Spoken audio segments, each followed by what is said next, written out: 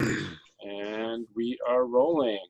Um, Session 2 of Funnel to Freebooters with our intrepid crew of John in the upper left, who is in charge of Yarko the Constable and Taimi the Hunter.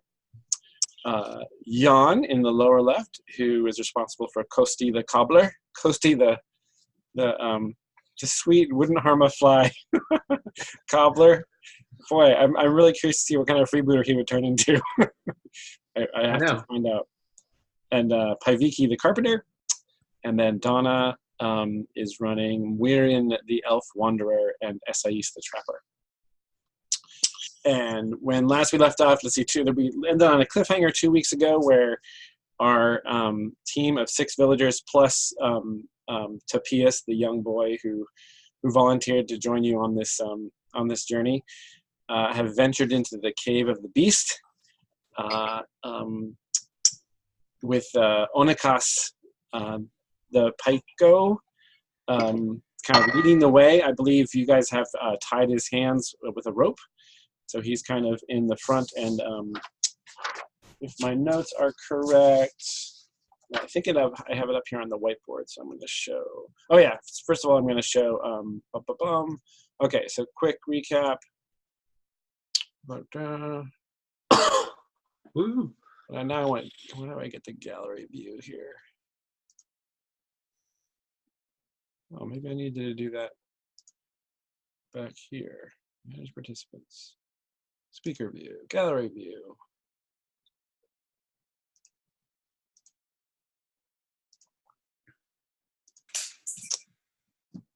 Oh shoot, it's not showing all of us. Oh, there we go. Okay, there you are. Can you guys see everybody on screen? Mm-hmm. Okay, great. So as we know, there's our village. There are our characters, our cast of characters. The beast, who you have tracked across the highlands, which look like this. This is what the entrance to the cave looked like. And then this image I just got to show you, give you some sense of what the inside of the cave looks like. So we're talking about a cave that's formed more by kind of big solid chunks of rock as opposed to like a limestone stalactite kind of cave. So low ceiling, really irregular kind of tunnels. Some of it may have been like created, some people may have hauled out rocks or chipped away over the years, but it's kind of hard to tell. It seems largely natural. And then we'll jump to the whiteboard. There we go. Okay. So you guys came in through the front door, or what appeared to be the front door, and let's see, outside it's like evening, so it's starting to get a little dark out. As there's a little bit of natural light filtering into this tunnel, and you've reached this point where the tunnel kind of bends around a corner, and there's a large, hungry wolf chained to the wall, and it was sleeping on a big pile of straw or some kind of dry grass. And Onikas had warned you about the wolf, and everybody was sticking really close to the wall, single file, kind of very quietly sneaking by, because when you got here, the wolf was sleeping. And then Tapias suddenly was going to sneeze, and Yarko reflexively lashed out with one hand, or I shouldn't say lashed out, reached out with one hand to hope to, in an attempt to kind of like hit Tapias in the throat to somehow interrupt the sneeze, and instead hit him too hard, and Tapias started choking and coughing, and the wolf woke up and let out a growl, and then leapt across the tunnel right at Tapias's throat, which is where we left off 2 weeks ago. Does anybody have any clarifying, before we get into it, are there any kind of points of clarification or anything you want to have explained a little more? Oh yeah, your only light source right now is 2 dim candles being held. I believe that, was it Taimi in the front was right behind Onikas there. Yeah. And I believe Taimi had a candle. And Kosti, I think, has one. Okay, great. So Kosti's the light source by which you guys are seeing this wolf leap at Topias is the candle that Kosti is holding. Yes, is that all clear? Mm-hmm. Okay. So the wolf, everybody's frozen for a moment as the wolf just lunges across the tunnel. Yarko on one side of Topias and Kosti on the other. See its snarling face, and right before, like if this is Topias's face, it goes chomp right there, and it's just reached the end of the chain that's chained it to the cave wall. So it just goes, and Topias is paralyzed, like stuck up against the wall as the wolf kind of like snaps viciously at its body. Yes. I've got something to do. Okay. Kosti takes the dried meat that's in his other hand, because he was carrying that ration in preparation, and he holds it up, kind of waves it in front of the wolf's face, and then tosses it back towards the straw. Okay. Wow. And saying like, here, go get it. Yeah. Like he would with a dog. That sounds like you're trying to negotiate with the wolf. I would normally just say the wolf goes for it, except that the wolf is like really aggressive about an intruder being in its den. So why don't you roll and negotiate? And I think you're trying to do that. Would you say? I think you're trying to appeal to the wolf's sense of, well, maybe this isn't negotiate. This might just be getting lucky. Yeah. Yeah, I think it's just a question of, I think it's get lucky more than negotiate. Okay. So I got +0 on my luck. And I rolled, I just rolled 3 dice. I had a really great roll just now. Oh, no. Okay, let's try that again. Ooh, I got a 6. A 6, straight up. Okay. Yeah, so you wave it in his face, you throw it. Well, I'm going to say actually, is Kosti really familiar with wild animals? Kosti get out of town very often, confronted by a feral beast. Yeah. Let's see. I don't know that answer. I would say in recent days, no, because he's the cobbler and he's not the hunter or the trapper. Right, but he's not like weak of heart or prone to being fearful or anything like that.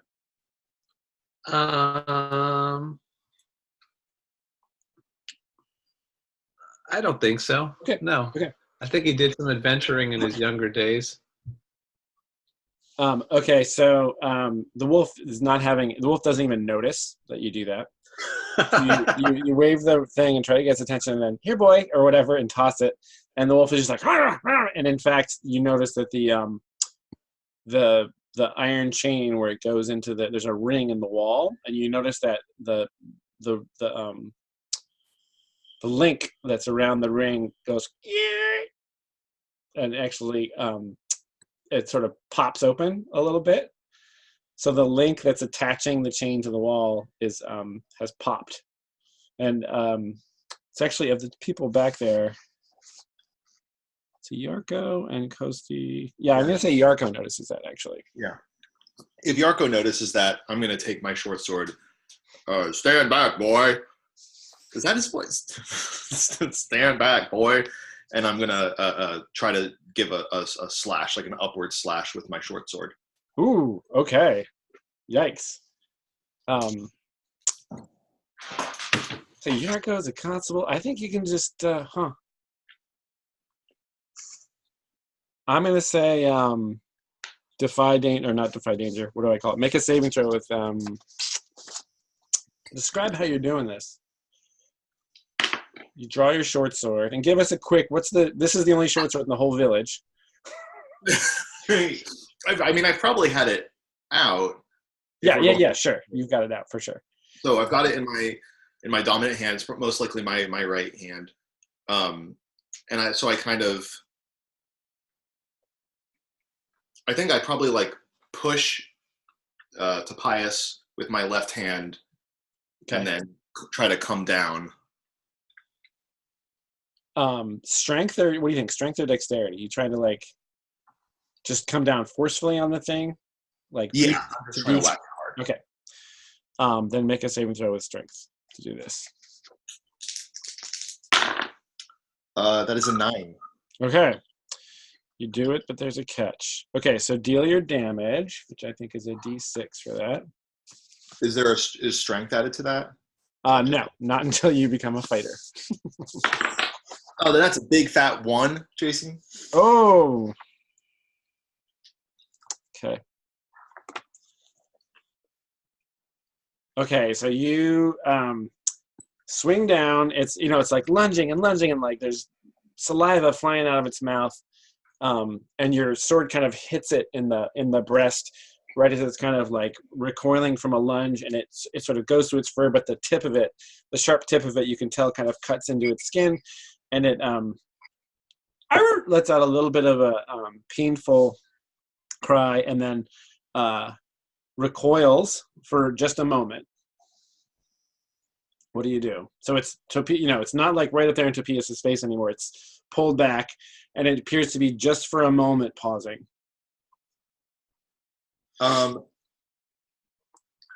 What? I'm afraid it's going to break out of that chain. I'm gonna hit it again. Okay. Yeah. Let me think though. Now, because it's stepped back, now you're actually going to be kind of you're fighting it now, because you're going to have to take a step away from the wall to get at it. Do you know what I'm saying? So you're actually engaging it. So fight is strength.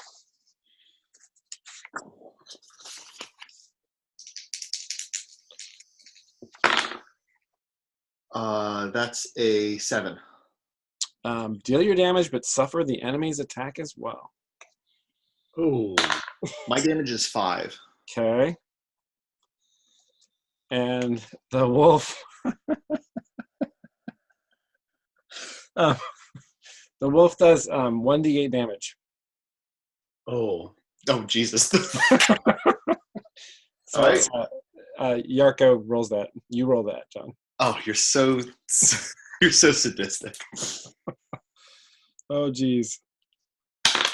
That's an 8, Jason. Oh, God. Jesus. My armor absorbs 1 of it, though. Okay. But then my 5 HP can't absorb the rest. Yeah. All right. So there's like a and the wolf Topias screams and just runs. He's trying to push his way past the rest of you guys. There's that bottleneck right there if you look at the map. He tries to push his way past, and Kosti, in the light of this dim candle, you look over and you see, to your horror, you see Yarko on the ground, and the wolf just like worrying his body.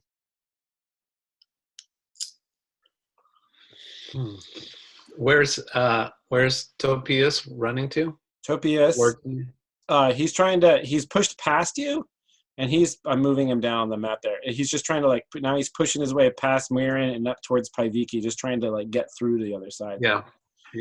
And the wolf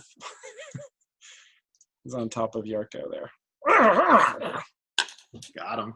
Oh man.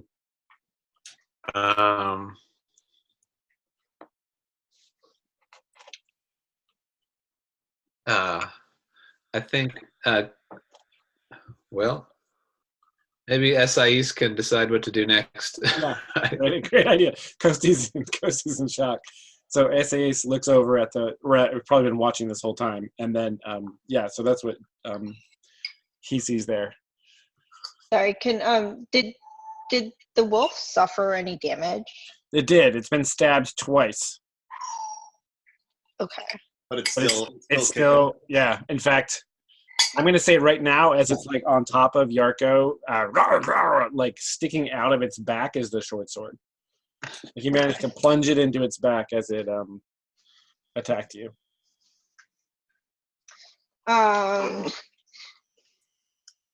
Esais, he's selfless. Ooh, that's a little wolf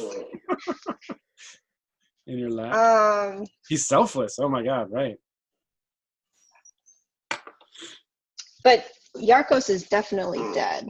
Well, there is a rule. There's a move called shuffle off, where if you roll someone over within a few hours, there is a chance they could still be alive. Oh. I'm gonna help Kosti run away. Can Kosti? I turn to Kosti and say, "Get out of the way! Let's go!" And I grab him, and we try to huddle also towards that bottleneck. Okay, so everybody's moving up there. Now, at the front of the pack there is Taimi and Paiviki with Onakas, and you guys, of course, you've all turned to see what's happening, and then Topias is up. He's just like incoherent and terrified and trying to push past you. Get out of the way! So Paiviki and Taimi, what do you guys do? Paiviki is going to step into view of what's going on, and is the wolf totally engaged with Yarko? Or well, so at this point, from your perspective, it's just dark back there. Oh, because Kosti and Esais have moved basically up to your area. Oh, I forgot. Kosti moved. Yeah. Or I mean, he did. That's what Esais told him to do. Right. I think he probably would. Yeah, get out of there. Seeing So as you he just hear doesn't have the much help. like wet snarling and gnashing of in the dark. I think what Paiviki would do is drag somebody, I guess Kosti, with a candle and say, "Let me get a shot." And she has her spear ready. Okay. And she's going to throw it at the wolf as soon as she can get a view of it. Okay. Great. So you pull Kosti because he's a light source with you. Yeah. And Taimi, what do you do at the front there?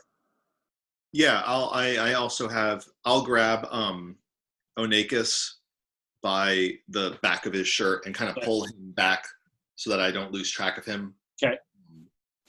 But then I guess I would also take a shot with my short bow. Okay. So you're gonna try to get through the crowd here. So Paiviki, it was relatively easy for you to do that. In the dim light, you can make out the edge of the wolf where it is on the ground. You want to go ahead and throw your spear? Yeah, I do. That's dexterity. I have 2 bonds with Yarko. Ooh. Can that help me in any way?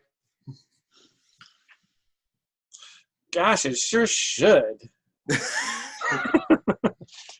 How does it normally work? It normally works where if you help someone, you can give them extra. But boy, that sure seems like a really good use of a bond to act. Yeah, I'm gonna say that you can do that. I'm gonna make a note of that too because I feel like that would be a really great factor. I mean, we could say you are helping him because you're. Interesting. Yeah, we're gonna do it. I'm gonna house rule it right now that you can totally spend your bond to add to this roll. Okay, I can spend 1 or 2. You can spend both of them if you want, or you can spend 1 on the attack and then 1 on damage or whatever you want there. Oh, wow. Okay. I think I'll spend both on the attack. Okay. Because I don't want to miss in the darkness. Okay. And that's a dexterity roll, and Paiviki Has no nothing. So modifier. you get +2. Yeah. No, she gets plus nothing. With +2. Yeah, with the plus bonus. 2. Right. Okay. Here we go. I rolled a 7. Okay. So after choosing one from the list below, you can roll damage. You got a bad angle, which means you roll damage twice and use the lowest roll, or you attract unwanted attention, which in this case will mean that the wolf will come after you. It'll abandon the corpse of Yarko and come after you. So which one of those will you choose? Oh, I'll take. Oh, geez. How tough can this wolf be? It's a big, I will tell you, it is a big, like this wolf is at least as big as Topias. It's a really big wolf. Right. I mean, bigger than Topias. No, I'm talking, I mean, this is as big as like Yarko himself. This is a really big creature. I'll take the bad angle. Okay, so roll 2d8 and take the lower die. Okay. 6 and 1. No. Oof. So the spear goes into the darkness. There's a and that you see the flash of its eyes in the candlelight, and then you see the red on its teeth and the kind of foam on its lower jaw as it spins towards you and runs at you. Esais is also right there. Esais, would you? What's your reaction to that?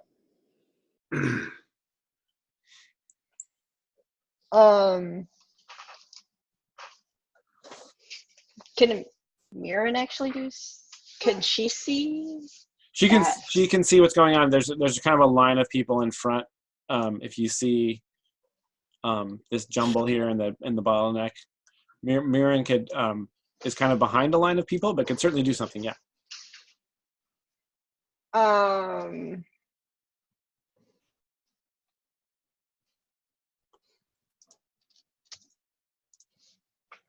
Well, so I guess Mirren would also like to get in a position to throw her spear at the wolf to protect Paiviki. Okay, so to like as the wolf to take one shot as the wolf's charging Paiviki. Yeah. Okay, you can do that. Sure. That's a dexterity roll. Okay, because she does have a spear. That's right. Okay. Yep. Yeah. Right. She was one of the ones that. Yeah, she has a spear and a staff, which is just funny. Okay, so +2. Because of the dexterity bonus. Right. Yes. Yeah. And then she's trying to help Paiviki. Is that like, and I think, I don't know if they have a bond if I've marked just 3 empty circles yet, or. Is Paiviki's name written down there? Do you have? Yeah. You do have a bond with Paiviki? Yeah, we had one at the beginning when we were like naming names. Oh yeah, right. Gosh, this is such an interesting. I'm trying to think of how I would word the move to use a bond this way, because you're using it in a similar way that Paiviki just did by helping, but basically in defense of someone you have a bond with. Mm-hmm. I very much admire Paiviki, but I also see that she's not as experienced with the spear is the problem.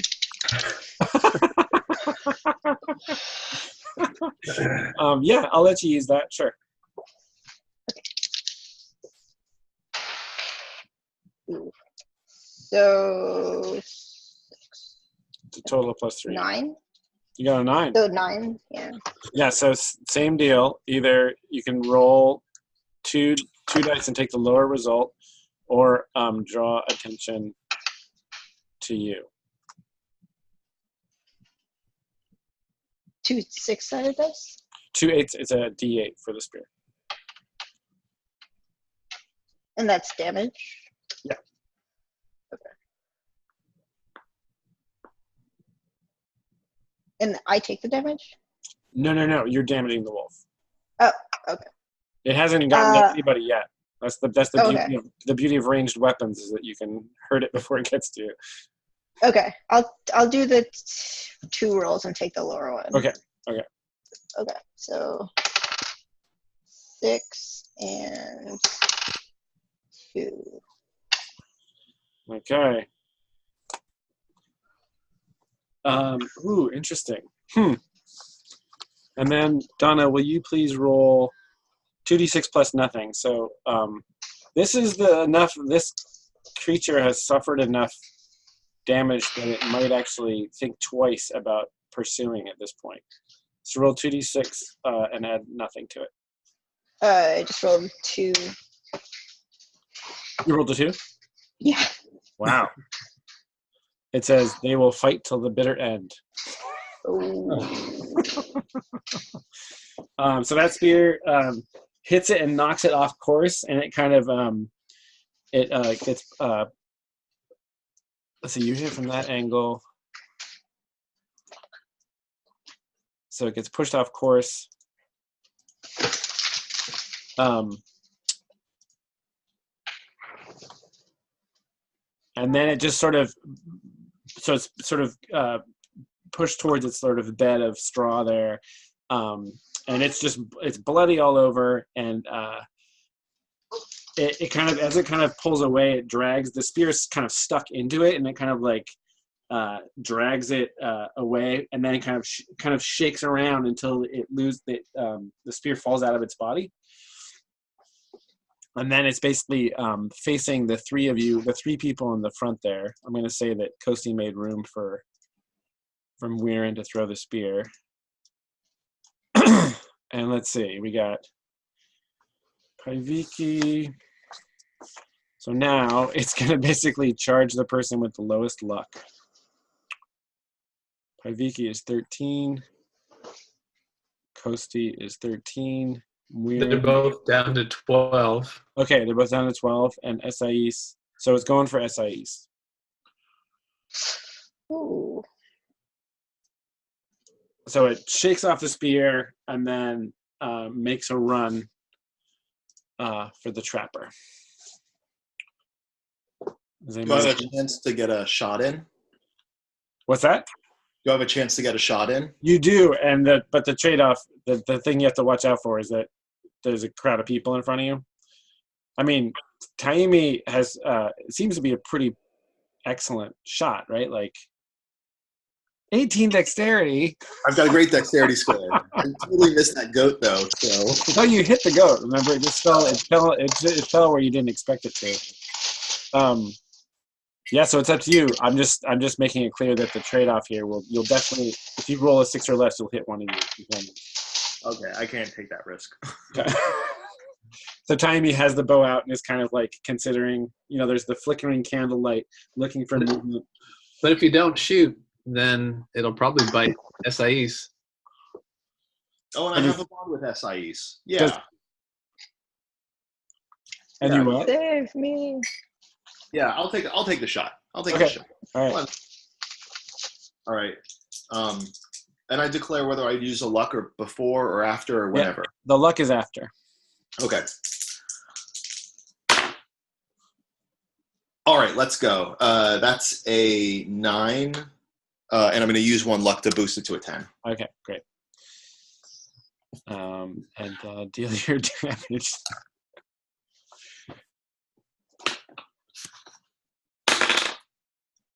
And that's 4 damage. Okay.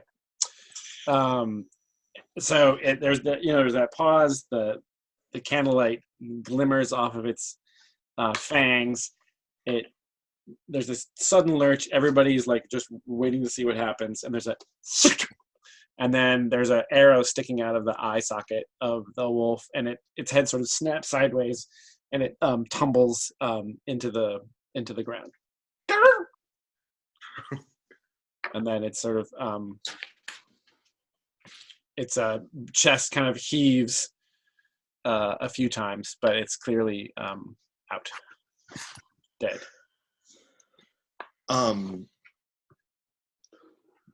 Does Yarko look alive? Is that Taimi asking? Or no, sorry, is that is Taimi gonna rush over there? Who would rush over there out of this crowd? Not Taimi. Kosti. Yeah, I thought so. Okay, Kosti runs over to check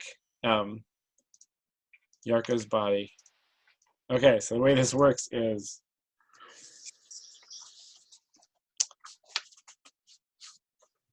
Yarko is going to just roll luck. And there's no modifier, no nothing. Besides whatever luck modifier you might have. Yeah, I've got a +1. Oh, you do? Wow. Yeah, I started with really high. Oh no, sorry, that's Taimi. Yarko has a +1 as well. He has 13 luck. And hasn't spent any yet. Great. All right. That's 9. Okay, so you're alive with 1 hit point. Wow. And you choose 3 from the list. Do you have the list there, John? Yeah, I do. Basically all of them except you'll die within the next hour without proper treatment. So I'll be unconscious until I heal up to half my HP total. Okay. I've incurred a major injury at your discretion, and I suffer 1d6 ability score damages to 2 of my abilities.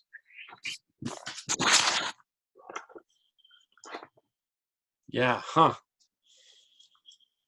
Yarko the Constable. You went in there, you stepped in, then you stabbed him in the back, and he just like, but he didn't get into your like entrails. He didn't disembowel you. He just kind of tore up.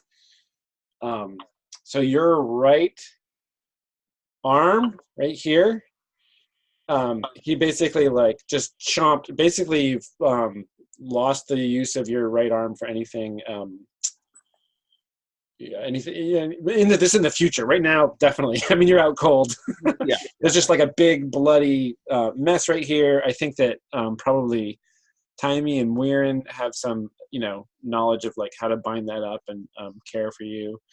But you're still out. You're still alive. But the permanent long-term injury will be the use of your right arm.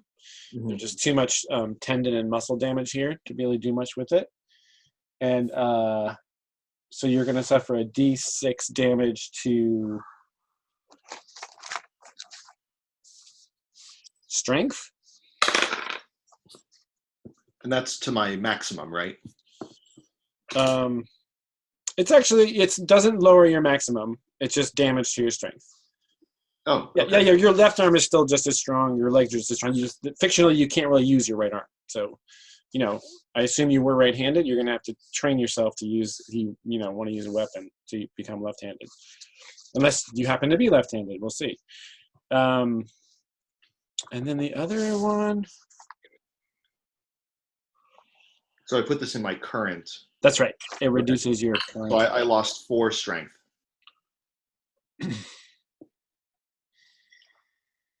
And then I guess the other damage will be, it'll be constitution damage. It'll take you a while to get back from this. 2. Okay.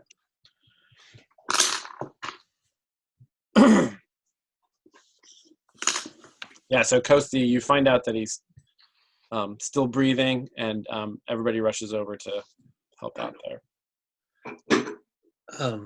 Kosti has herbs and poultices. Can I use that to try to patch him up? Yeah, it takes a while, so you guys could, you may not be in any kind of rush, but you could take a moment here to like pause and do that. Yeah. One of the tags of herbs and poultices is that it is slow to work. Right. So it'll take time to care for old Yarko here. Do you know how many uses did you end up deciding that has? Currently, it has 2. Okay. I know you're talking about changing some, and I didn't print out the changes. Yeah. In the most recent one that I've, is that right? Am I looking at the right? Sorry, I'm looking at the wrong one. Where's my list? Here's my list. I'm not sure if I changed that one. Herbs and poultices, 3 uses. Okay. I did change it. So that'll take, you'll have to, you guys will have to, or whoever wants to care for Yarko will have to basically be with him here for like an hour as it gets dark outside. Mm-hmm. So would that be the plan? Are you guys going to hunker down? I don't think so. I mean, even if we get him back up, he's no good to us.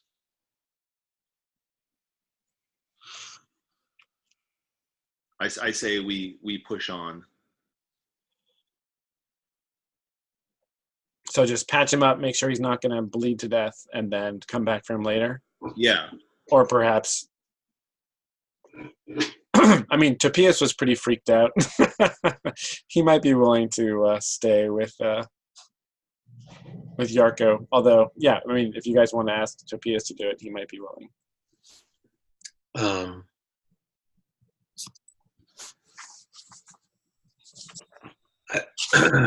What does Yarko want to do? I don't think Yarko. I'm unconscious. Oh, he's unconscious, right? Yeah. He's in shock. And Kosti says we can't just leave him here. We've got to make sure that he's okay.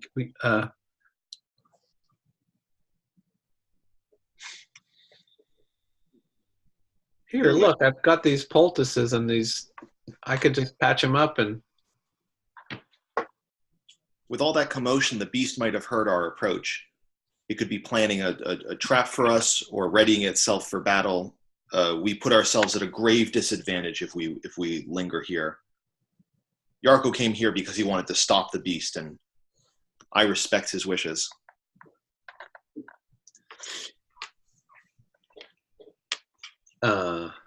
Does turning him over and seeing that he's alive count if you then walk away from him? Yeah. Well, I mean, you've taken a moment to at least wrap some rags, or he's not gonna. He's breathing. Okay. He probably won't die unless something comes along and Choose on him. Finds him. Yeah.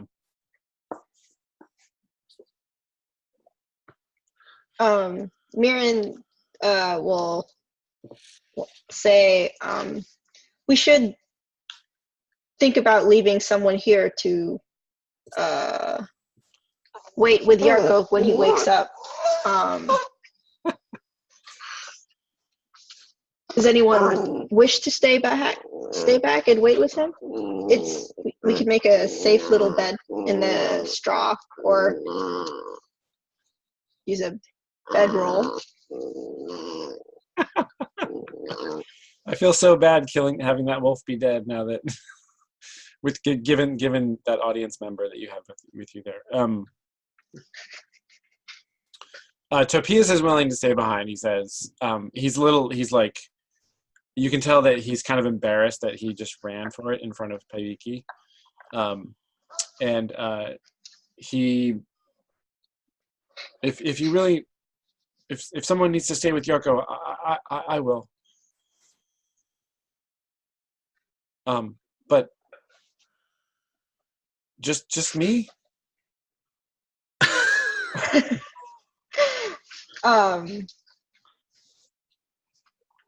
Esais will offer his bedroll for Yarko so that he feels more comfortable.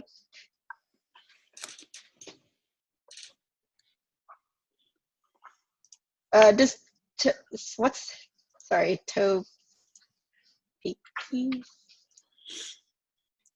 boy's name? Topias. Yeah. Does he have a weapon, like a knife or anything? Or he's got one of the spears that you guys got from the boss man at the village. Yeah, I think he took a shield as well. Yeah. What? Where's Where's that little fella? Oh shoot!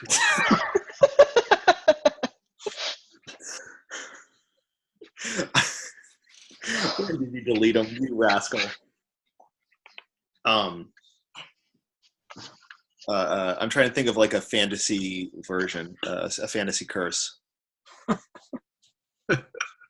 Gulak. Gulak, where'd that miserable worm go? Cost to warn the beast, no doubt. I think when Timey got the bow at the ready and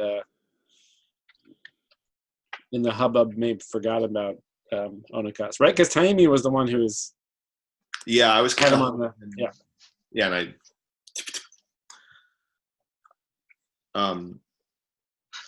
and Timey's gonna move to start moving down the tunnel and motioning for. Come on. Okay, so Topias will stay behind with Yarko. He's a little sad that he's going to be there alone with Yarko, and the bedroll. The bedroll's unrolled, and you guys have laid Yarko on it, and Topias is there going to take care of him. He's got his spear and his shield. Is somebody going to leave him a candle?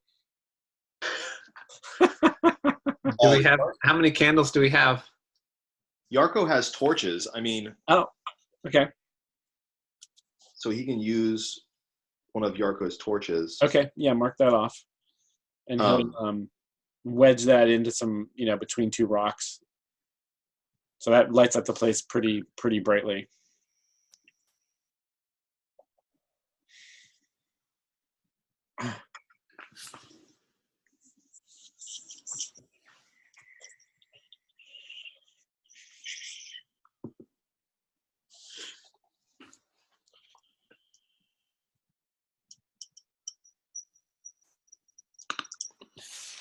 Yeah, Miran wants to follow Oniki too. Okay. Where's Kosti going to be in the lineup? I think for now in the back. Okay. And Paviki's going to grab her spear. Okay. Miran grabs her spear too. Okay. All right. So Timey is in the front there, still with just a dim candle, right? Because you don't want to draw too much attention. So all those candles that are in use should get a duration marked off of them at this point. Okay. Got that?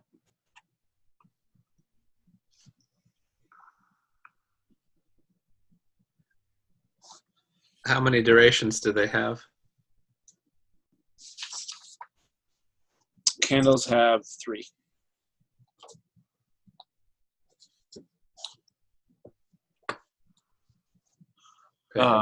Okay.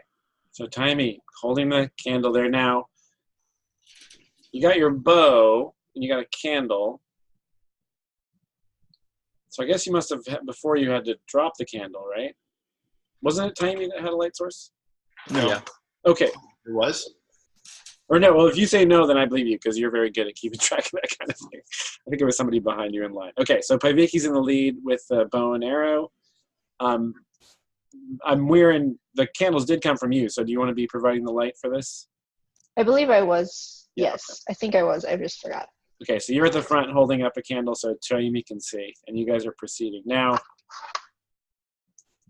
you will recall that Onikas drew a map of the cave and pointed out that there was a tripwire. Onikas claims that there was a tripwire that would trip a deadfall of rocks somewhere roughly in this area. So, and Timey, of course, is aware of that. And everybody else, everybody, who has their wits about him is aware of that right now. So, how do you proceed?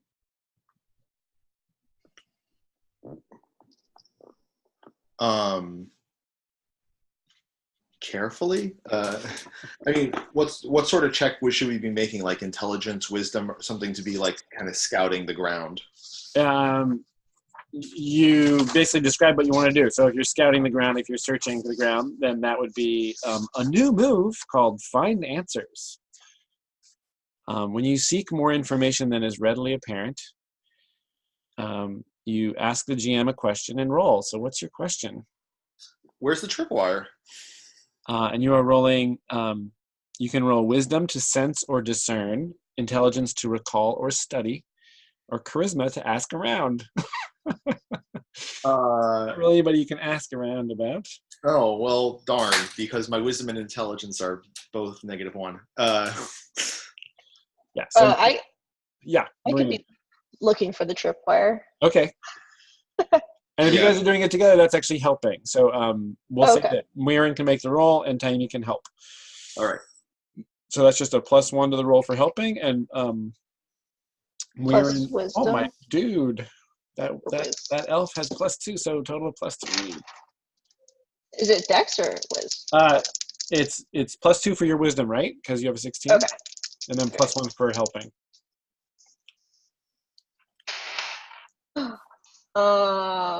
11 plus 3. 14. Yeah, so the candlelight glimmers off this. It looks like a violin string across the bottom of the cave there, right about here. And closely inspecting it, you see that it loops around a rock on the north side of the tunnel here, and then Taimi can see that there's like basically a shelf above, around shoulder level, and there's you remember Onakas described a kind of canvas camouflage that he had stretched across the cave wall there, and there's some kind of support that's holding it up that the tripwire would knock down and then drop a bunch of rocks on whoever crossed it. So it appears that simply stepping across the tripwire is all you need to do.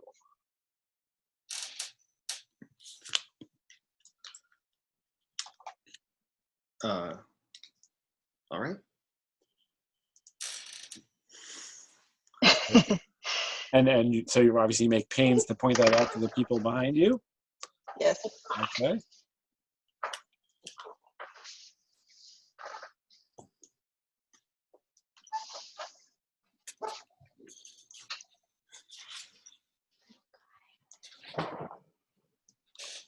The tunnel branches in 2 different directions.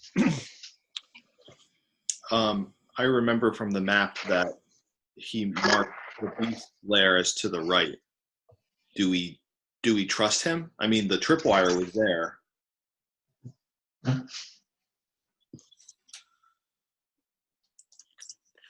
I believed him, but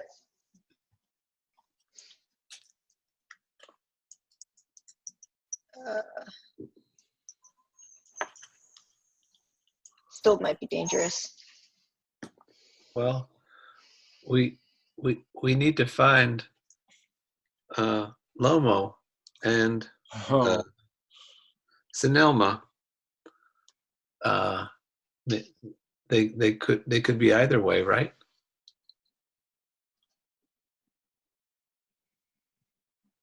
Yeah, they could.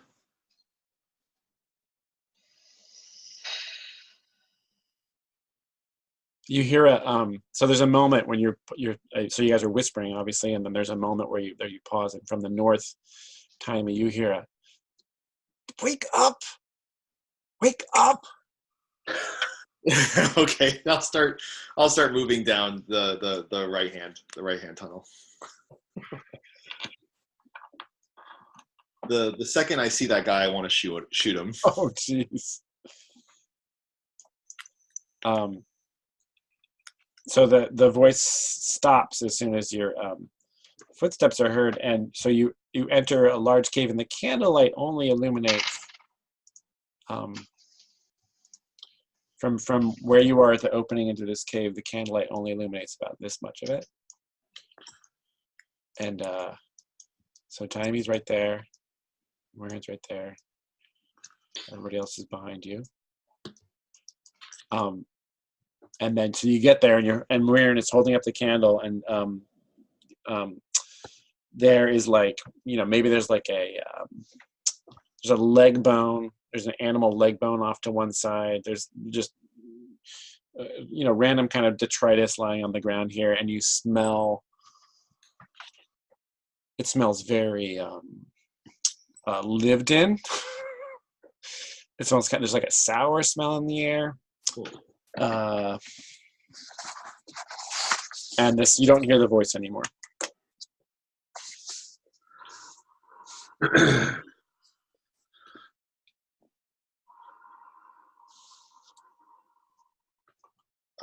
I think we should probably just continue to move in, but be at the ready. Okay. Oh, can I see well with like my eye? See anything beyond like that area? Because I have like special night vision. This is an opportunity to try out another new move, or a return of a move from the first edition, which is establish. When you introduce a potential fact and the judge agrees that it might be true, say how you heard about it. So you're saying that elves have some kind of dark vision, possibly? I do. Yes, my type of elf. Your type of elf, whatever type that it might be. Great. Yeah. So to see if that's true or not, and then you're supposed to say how you heard about it, and you heard about it because you're an elf. I have it written down in my notes. Oh, in so my maybe we figured that character out thing. already. Maybe we figured that out. Yeah, Okay. but we didn't say how well it works. It's just that I can't adjust to light very well. Right, that's what it is. The light changes in light are really that's right. I think, well, you have to extinguish the candle to be able to do that. And if you do that, your companions won't be able to see, but if you wanted to do that to stealth the room, you totally could. Does anybody else have torches? Have what? Torches? No. I think I just have 5 candles. Oh, I have torches. Yeah. Paviki does. That'll give us like a bigger radius, right? Yeah, that'll basically, yeah, for sure. Yeah. I'm fairly certain they're in here. So there's a hushed discussion, and what's the conclusion there? You want to light a torch? I think we should see what's going on in here. Before announcing ourselves, they probably know that we're in the room, right? Well, they can definitely see the candle that you've got. If there is someone there. So is Paviki gonna strike some steel and? Well, she's just gonna light it off of Kosti's candle. Okay. So Paviki lights it and holds it aloft, and the room floods with flickering torchlight.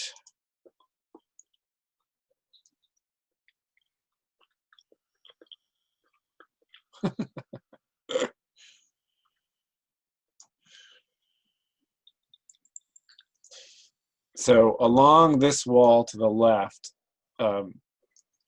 there is a kind of patchwork curtain of animal hides strung from there's like a pole on supports, and then strung from it is it's like a curtain made out of animal hide hanging along this wall, kind of hiding what's back here. Over in this corner, there's a big jumble of rocks. Over here, this area here is clearly a fire pit. It's blackened and there's charred. It's not giving off any heat, or there's no embers visible. And then here is a large trunk. So as you sort of scan around the room, try that again. There. It's like a large iron-bound wooden trunk, and then Is it a sleeping. person-sized- Say again. Is it a person-sized trunk?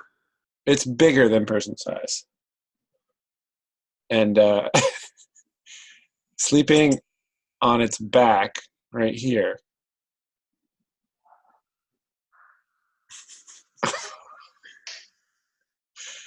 is the beast.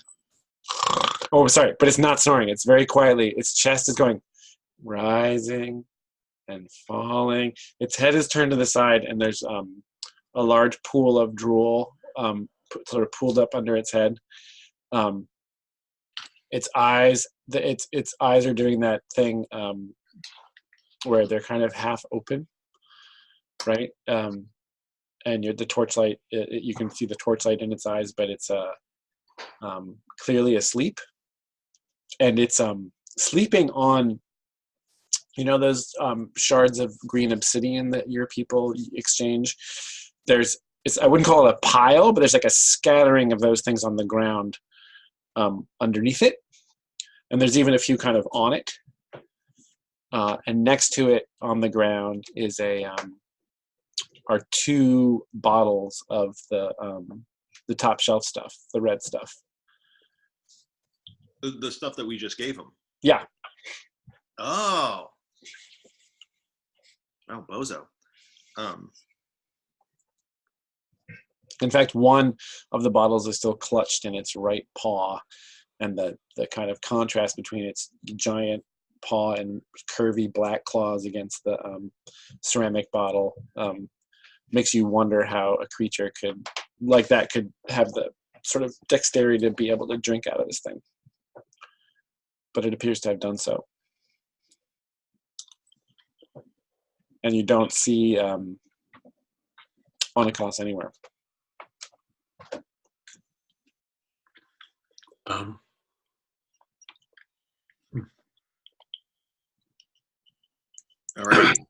All right, team.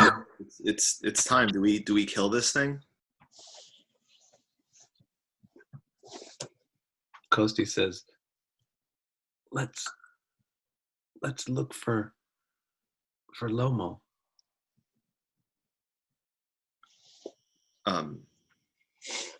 You can check behind the curtain. Yeah. If we let this thing go, though, it's not just going to be Lomo. It's going to be Tazzle and Fahoon and, you know, Gregor and Talus and everyone we love. This is Tiny saying this? Yeah. I'm just out of game. I remember that last session, Onekis was saying some sort of information about like a voice that he was hearing talking to the beast. Mm-hmm.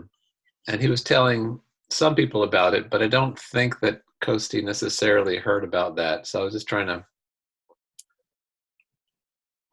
remember who was present when that was being said, and if that information that was shared. Right, that was Muirin, Taimi, and I think Paiviki came over there too, right? Oh no, then Kosti came too. Like he came and tried to convince the guy to take his clothes. I think we shared that information. Unless there was some reason to withhold it, then I think you would have. Okay. Well, then Kosti says, perhaps this beast has just been enchanted. It never came to our village before. Maybe there's something we can do. Taimi grabs Kosti and like pushes him forward towards the curtain. Just look. Do what you need to do.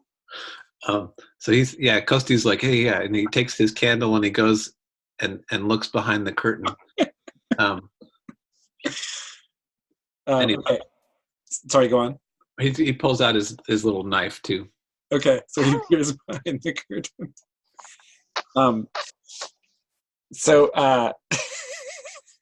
When you peer behind the curtain, there's a jumble of wooden crates and barrels back there, which you immediately recognize the barrels as the work of Tinny the Cooper, the other village elder, Lomo's friend from the village. So you recognize that there's some containers back here, which are kind of in a little bit of a jumble, not very orderly, that clearly came from your village, as in one of the several offerings that you made to the beast. And standing amongst them,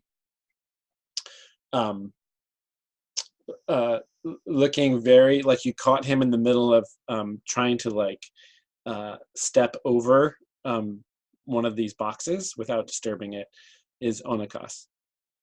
So he kind of freezes with the light from as when you move the curtain, the light from Paviki's torch kind of fills the area, and Onikas kind of freezes with his back to you, and then just kind of looks a little bit over his shoulder.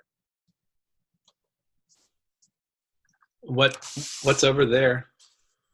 Is that what Kosti says? No, I mean, is there anything in that direction? Is it just a wall? Oh, wait, where did I? Yes, there's just a wall. Oh, there he is. Okay, so he's standing amongst the crates and barrels, and he's kind of facing the wall. But he was when you got in there, he had clearly been kind of trying to move amongst this jumble without making any noise. Yeah. Are his hands tied still? No. Okay. In fact, you at some point, maybe this coincides, you see the rope lying just inside the mouth of this cave. Okay. Is he armed? No. He's barefoot. Yep, and he's unarmed. Okay. He's got his little cap on. Kosti says to Onikas,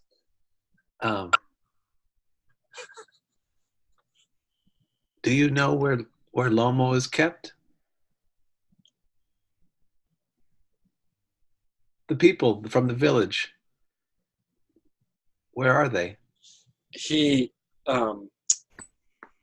leaps up towards the wall, the back wall of the cave, lands on top of a wooden crate that wobbles a little bit, and he reaches over and he grabs a crack in the wall, and he pulls it back, and the whole there's a section of wall there that's just painted canvas that looked like stone, and he pulls it back, revealing a dark opening, and he starts to climb into it.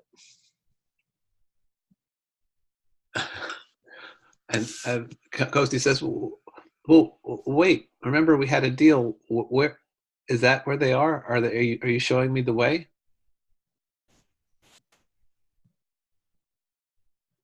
He's kind of saying it in sort of a whispery way because he doesn't want the beast to get woken up.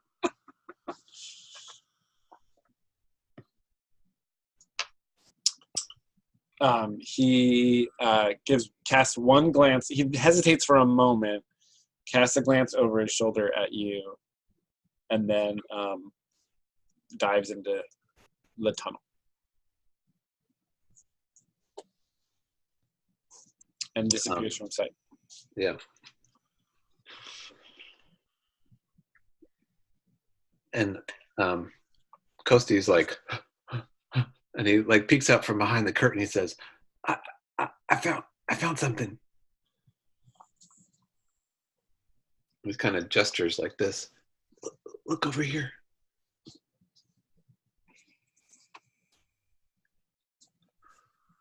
Does anybody respond? Yeah, I move over without my eyes leaving the beast. So just appeared. You got your bow and arrow out. Okay. So Kosti's in there. Okay, great. So I kind of, I'll kind of pull up the curtain, and I'm like, look over there. There's a tunnel. The Pico went in there. The Pico went in there. Huh. Is it too small for the monster? Ooh. The monster could fit, but it would be a squeeze. Like it would not be able to fit standing up. Huh.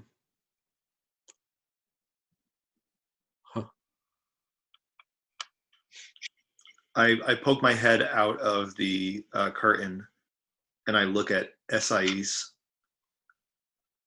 and I give Esais a meaningful look, and then I look at the sleeping beast, and then I look at Esais, and then I look at my bow and arrow, and then I look at the beast, and I look at Esais, and I look at the bow and arrow, and I look at the beast.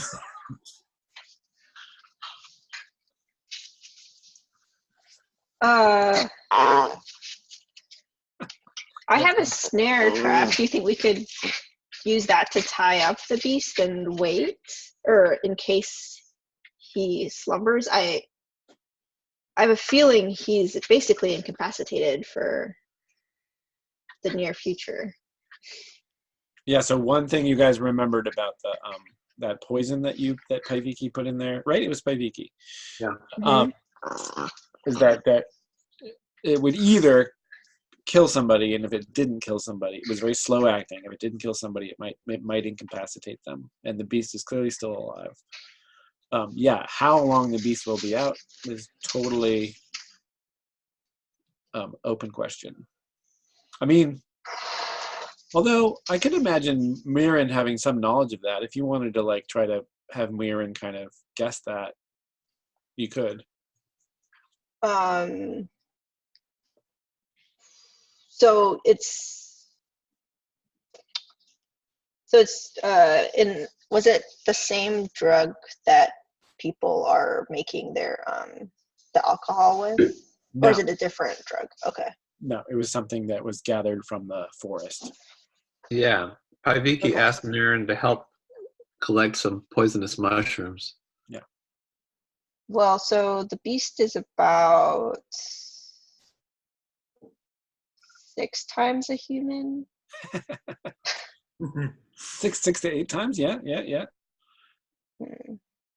So Mirren estimates since the beast is alive, that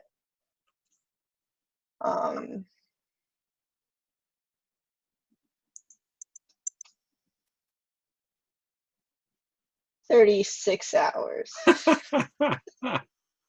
Wow, that sounds like another established there. Why don't you roll intelligence? Oh. Okay.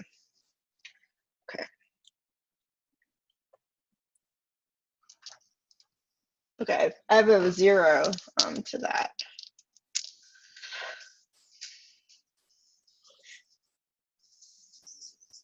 The Paivika wouldn't know more about the mushrooms? Certainly, Or- you could know as you make the roll instead if you want. Yeah. Yeah, go for it. Is she Sure. smarter about it? She's very smart. Oh, okay. Well, I'm helping you do the math, I guess.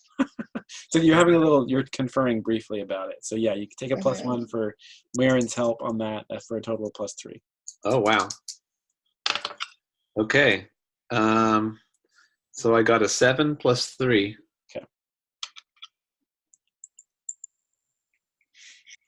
Yeah, so Paiviki totally agrees with Mirren's analysis there and thinks that given, you guys pursued this thing the day after it arrived in town, you got to figure it's been out, possibly half a day so far.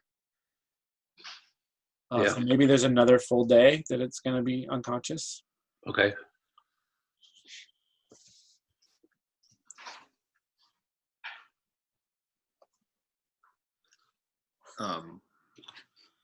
Okay, Taimi doesn't like it, but Taimi can't take on this thing by herself. So,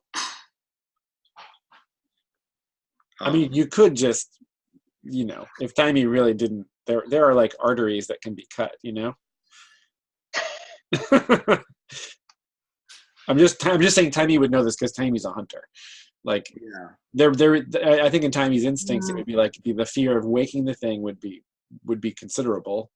Yeah, the fear of waking thing, and also the fear of the unknown. Like I'm hip now to the idea that it's been poisoned, and we're having to do like on-site math to try to figure out like how long it might be out. Like, you know, we could get close, and that thing could have like a freaking radar nose, and it could detect. You know, I just think there's too many variables for Taimi to like get in there confidently. And Kosti says, if we can get out and with everything, then maybe we can use the deadfall to trap the beast or something like that. I'm not running the risk of this thing being able to come back to our village, and I don't know what that means, but I'm not leaving it. I'm not leaving here unless I'm absolutely sure that it will never come to our lands again. But we're here for Lomo and somebody else. Sinelma. Sonoma, yeah. Can Mirren quickly try to look inside of the trunk before we follow the... So you make your way over there, and there's it's like a sort of square. It's like, it's not a round top trunk. It's basically a rectangular, squared off trunk, totally beaten up. It's been through a lot. You know, the iron is corroded.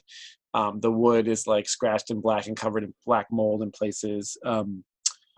It's you can just imagine it's been dragged across a landscape. And there's a large iron lock kind of fixture built into the ironwork on the lid, with a keyhole about 1.5 inches high.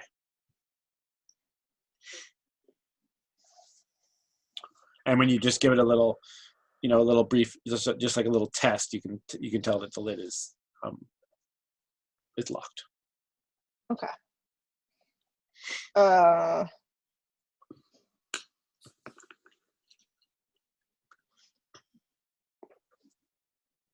Moving on. Okay, you guys gonna pile into this tunnel here? And then Kosti says to Mirren, do you think a person could be inside of that trunk?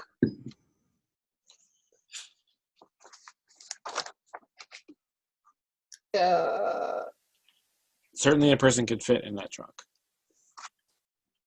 I don't think there could be. Yeah. We need to keep our eyes out for a key. Yeah, we'll look. It doesn't seem like, it seems like it hasn't been opened in a while, so.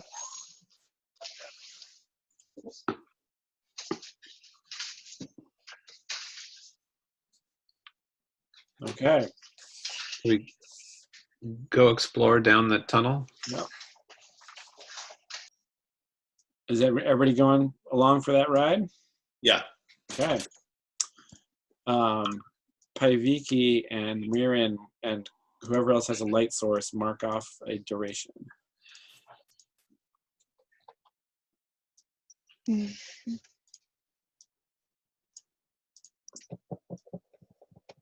Is Kosti still bringing up the rear?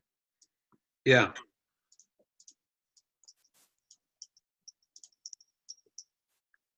Oops. Okay. It's a little narrower in here. You have to climb up. It's only a couple feet off the ground, and then you guys can actually stand up once you're in there. It's tall enough to stand up in. And only about 30 feet. And this is like a jumble of giant boulders that you're kind of like moving between.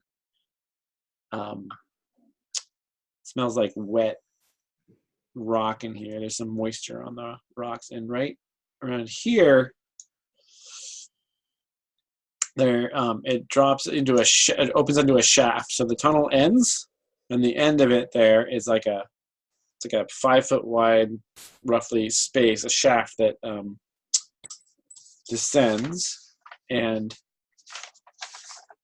when you peer down, there is a wooden ladder has been kind of leaned up against the wall of the shaft, and then near the top where you guys are, two kind of iron staples have been driven into the rock to kind of hold the wooden ladder in place.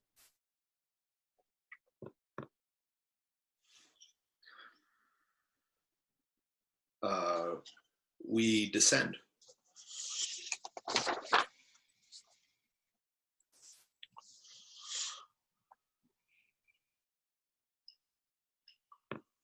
Then Timey's first. Mm-hmm.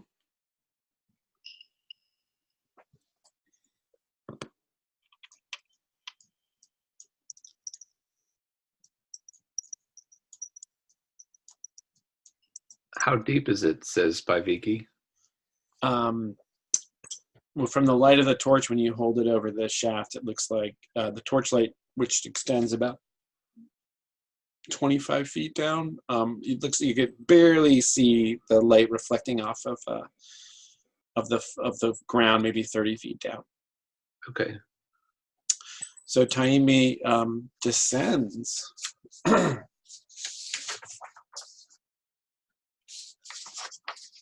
And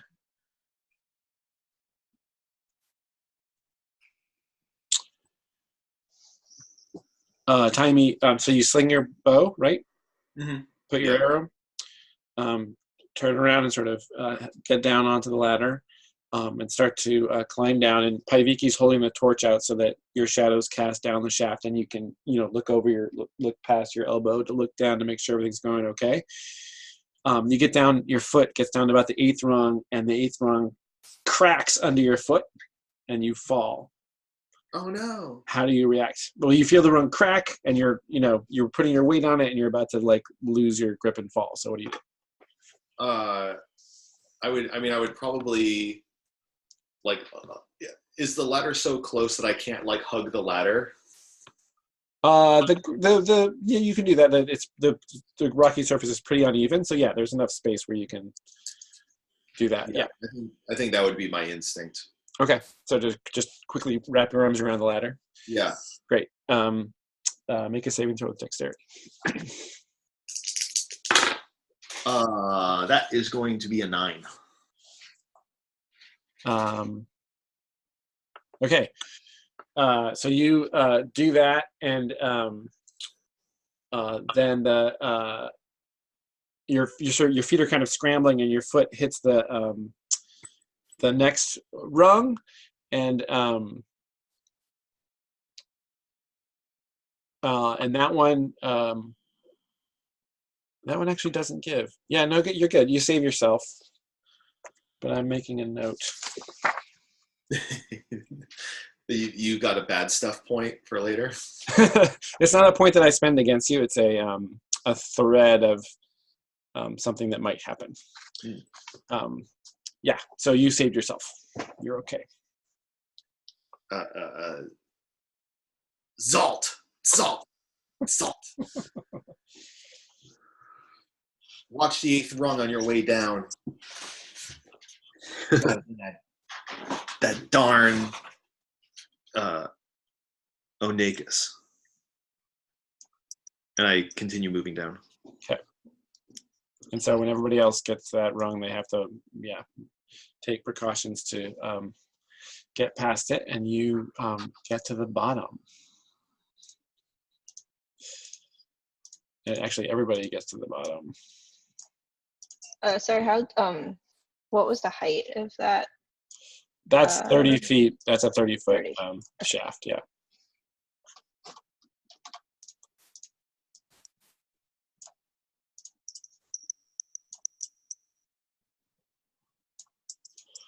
Okay.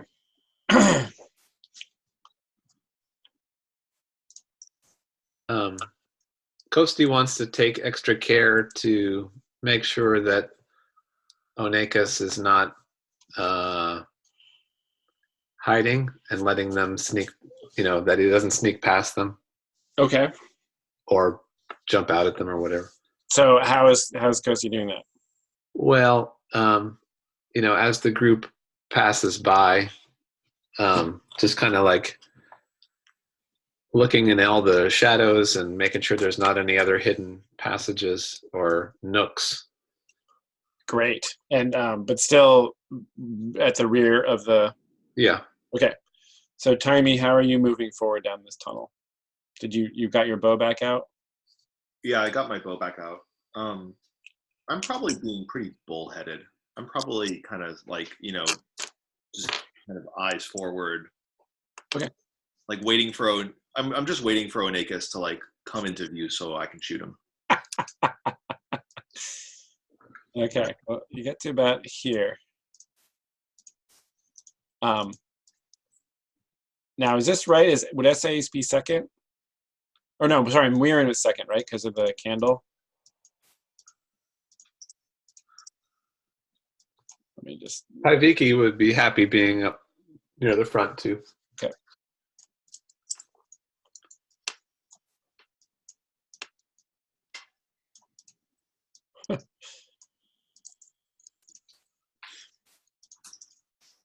Not the easiest to manipulate things on this whiteboard. Okay.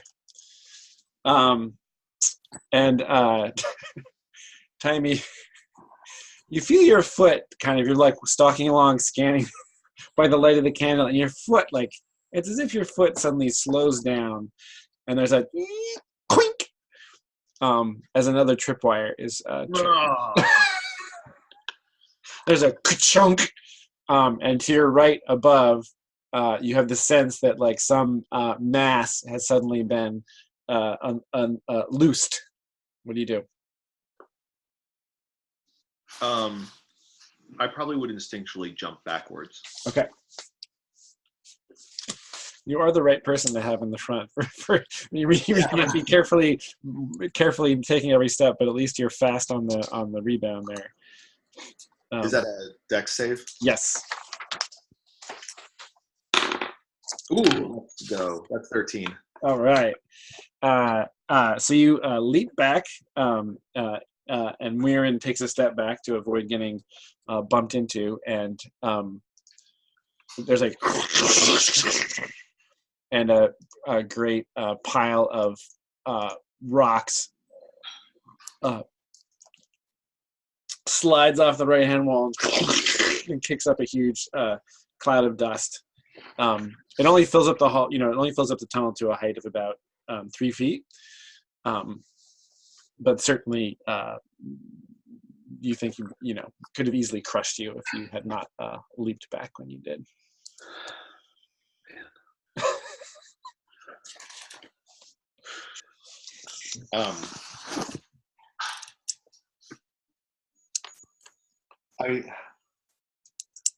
I don't know if this would make me more cautious. It makes me more mad.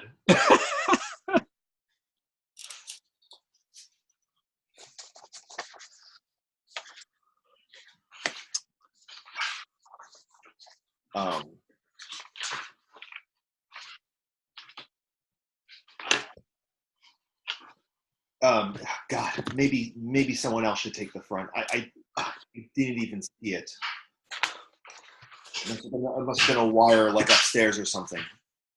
God, I hit another one of those. This whole cave could come crashing down.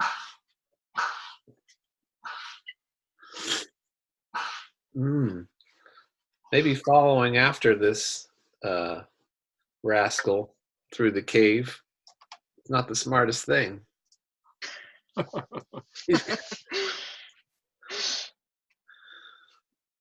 He's got us running in circles, says Paiviki. All right, I'm just going to clear that one because you're moving. You're basically dropped down to another level here. So, Muirin can probably take lead with sensing traps and all that ahead of us. okay, so Muirin's going to step to the fore. Great. Although I'm only holding a candle. Vicky can be right behind you with the torch. Okay. Do I need the candle? I mean, you don't, with the torch being that bright right nearby, you don't need the candle. You can, Okay. yeah, you can put that away. I will put it away.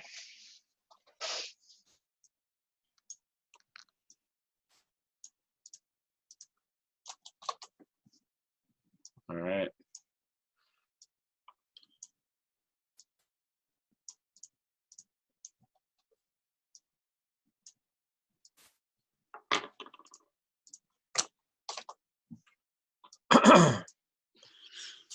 So, by the light of the torch,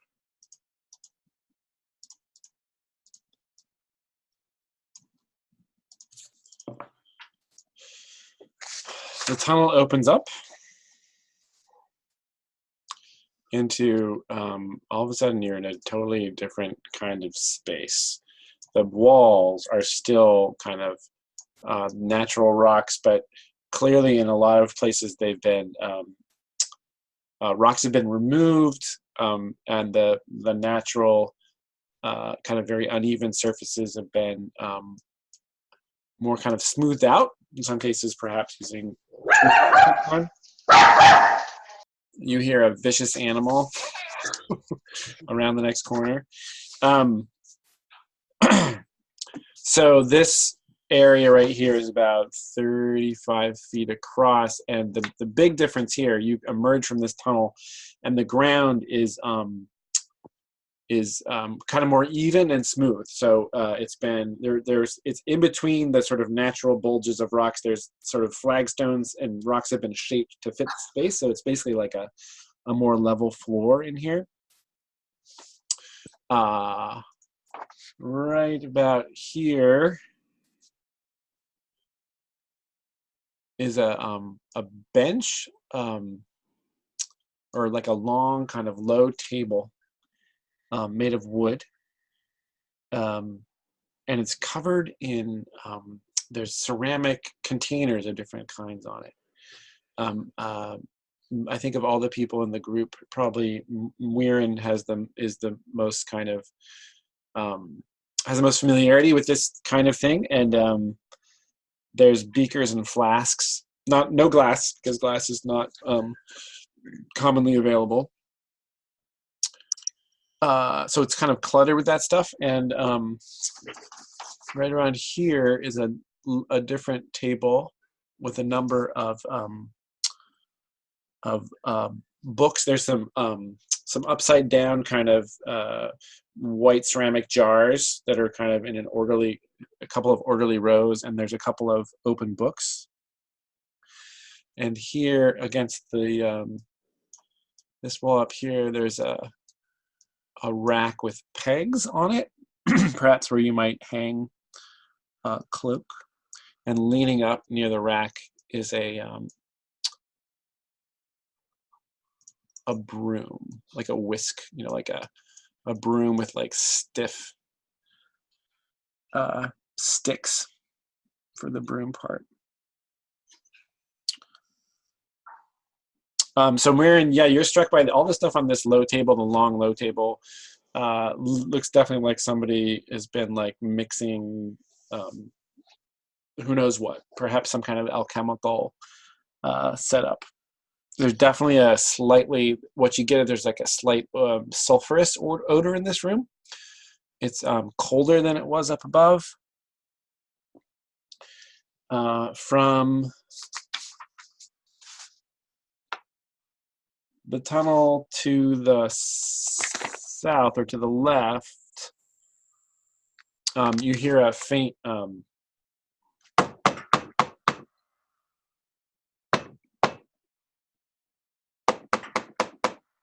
like the pattering of feet or the knocking? Like well, actually, Paiviki recognizes it immediately because Paiviki's a carpenter, as somebody's hammering something. Oh. Sounds like our friend is setting another trap.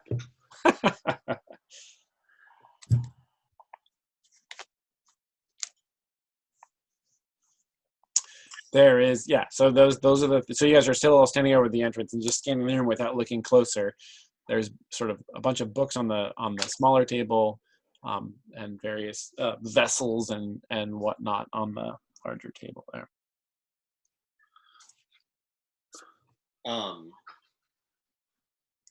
Taimi goes over to the books and takes a peek, but she can't read.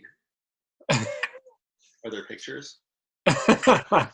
Well, there's actually, once you get close, you realize there's quite a collection of books over there, and if you just sort of reach out and kind of gingerly turn a page or two, the one that you reach out to, you see an image, a wood engraving of a crucible, with like a wooden handle, like a little handheld crucible, and it's pouring something into a mold.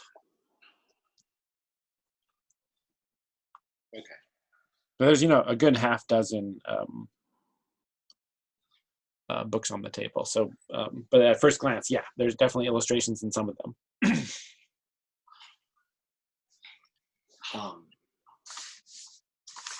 Do we go after him, or do we maybe try to go down another path and head him off?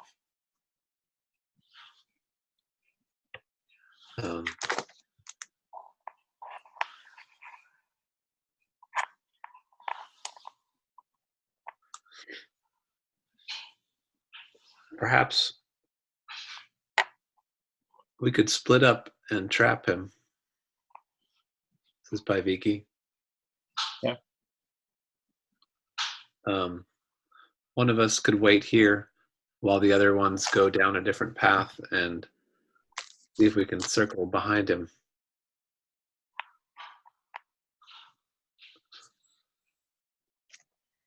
And look for Lomo. Says Kosti. Mirren thinks that the little guy is probably more afraid of what's down here than we should be afraid of him. So I caution against us splitting up.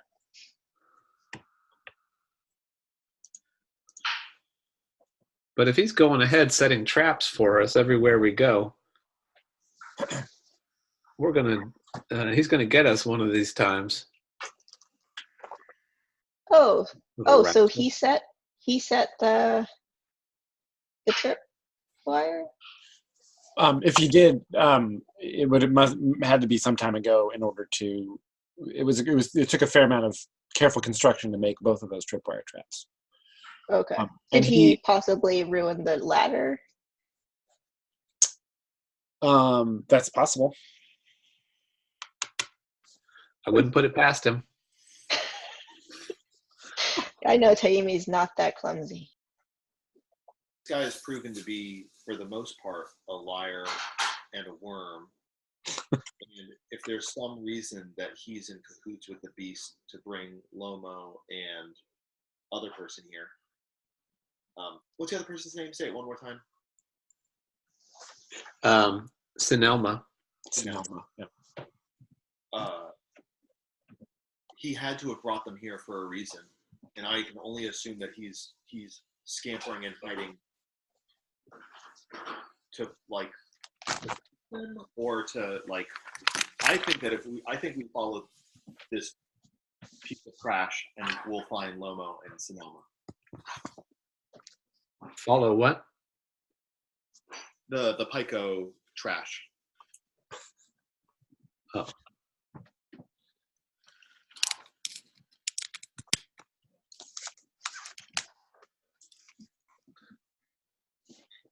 Vicky says, I just don't want a lot of rocks falling on my head, that's all.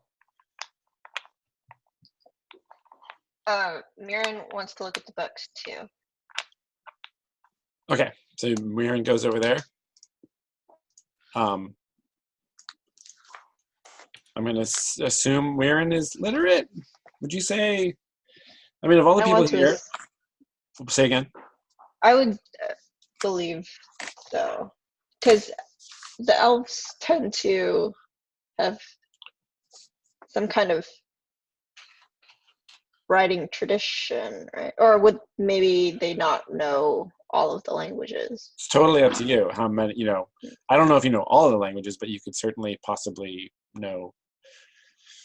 What you tell me? What do you think? What are you trying to establish about your group of elves in terms of their linguistic knowledge? They've been around for a long time, so they probably know more of the older languages. They Okay. probably know how to read the common one.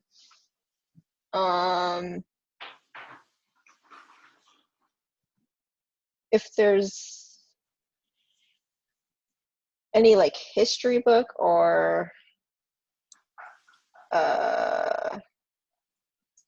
like a crafting book, I think I could probably read it. Yeah. Okay. Well, I mean, you can definitely. I would say that you know the common tongue in this area for sure, and then it'll just be a question of what other possible languages. But it sounds like you're saying that your people would have some familiar with older languages, right? Yeah. Okay. And then Muirin herself shares that as far as you. Okay. Mhm. Why don't you roll to establish that for Muirin? Okay. That's intelligence. Oh, okay. Oh no, 4. Well, you get to mark intelligence, so do that. Yeah.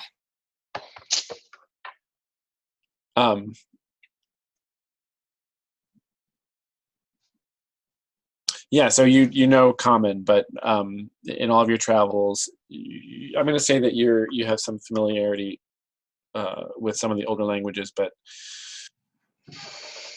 maybe there's something about your background or the reason that you're a traveler that you're not exactly a scholar of those things. I also get to make a move, so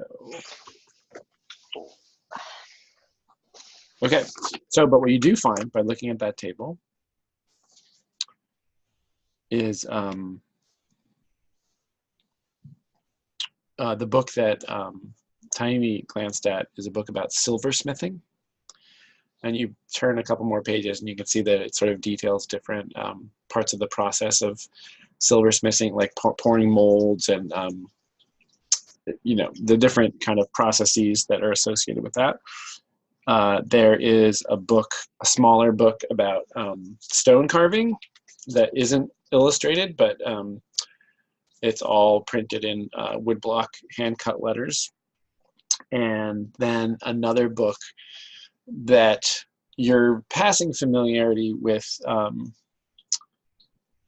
Well, no, actually, so it's about runic inscriptions, specifically in the language of the Venati people, who were a people that were here before the other humans that are here in the room with you. They're kind of their realm that they are citizens of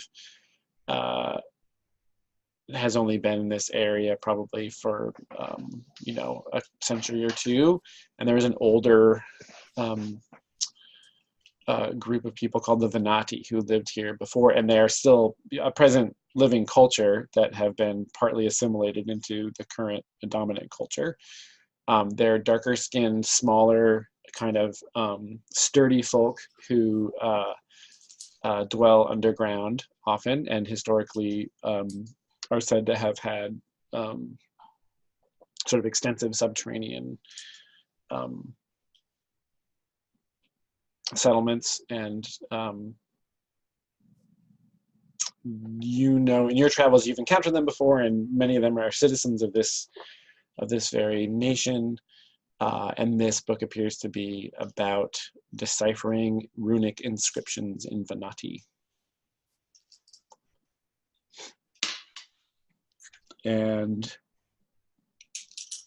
then there's a book bound in blue leather. When you flip through it, it appears to be someone's journal or diary. With a little more time and effort, you could maybe learn something from it. But right now, just a quick glance, that's what it tells you.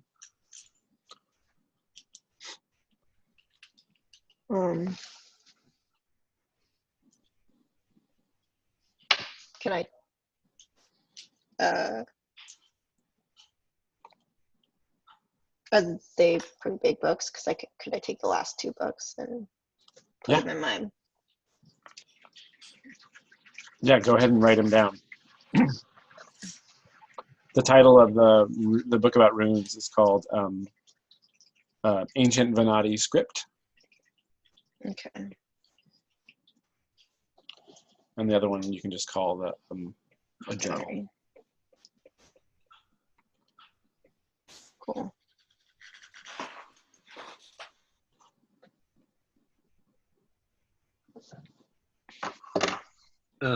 Paiviki would like to sniff the jars of over on the long workbench. Yeah. Okay. Or see if she can notice or recognize anything. Okay, so yeah, she goes over there. It's just a great variety of different things. There's residue in the bottom of some of them. There's different smells, and yeah, why don't you find answers? You can use, I guess, wisdom to discern, or intelligence to recall or study. It's up to you. Either one of those would be fine. I think I'm going to have to try to study since I'm not very wise. Okay. And recall your own knowledge of these kinds of things. Yeah. Oh. I rolled a 4 plus 2. You can spend a point of luck if you wanted to. Sure. Let's do it.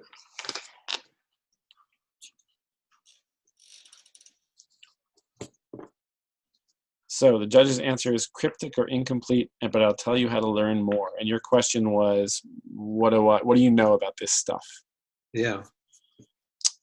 It's definitely not it was not used for brewing like poisons or herbal remedies, the kind of stuff you're more familiar with. This is other kinds of stuff. Like you don't recognize. There's like weird mineral residue and smells that are really unfamiliar to you. And to learn more about it, you would have to find either a person or a book that could teach you more about it. Wow. I go over to the book table. Are there any other books besides those 4? No, but I also wanted to tell you that you find 3 kind of flasks that are kind of pyramid shaped. They're actually, like picture a square pyramid. Each one is about 3 or 4 inches tall, and they have wax stoppers on them. And they've got some kind of liquid in them. So nothing else seems to be, there's no other kind of substance in anything other than kind of a burnt or ground form, just like the residue of it. But you find these 3 pyramid-shaped vial or flasks that have some kind of fluid inside of them. But without breaking the seal, you won't be able to tell what they are. Yeah. I guess I'll pocket those if I can.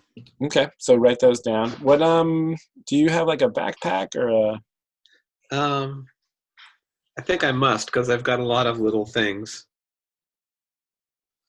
Is it okay to say that I took one from the village when we left, or a bag or something? Yeah, I'm trying to picture what the village would have in terms of. We'll say it's a shoulder bag. Okay.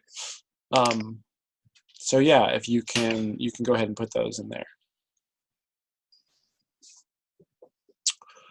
What else you got in there? You got your torches. I've got a hatchet, a handsaw, a strange egg. Okay, right, that's all in there. Okay. A tinder box and some veli. Some food. Yeah, I've got too much stuff, really. I think that if I would probably need to dump something if I needed to move fast.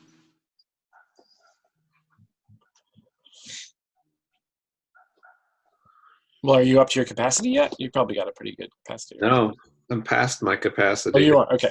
Because the shield and the spear each way too. Oh, right. Oh, yeah. So you're pretty loaded down. Okay.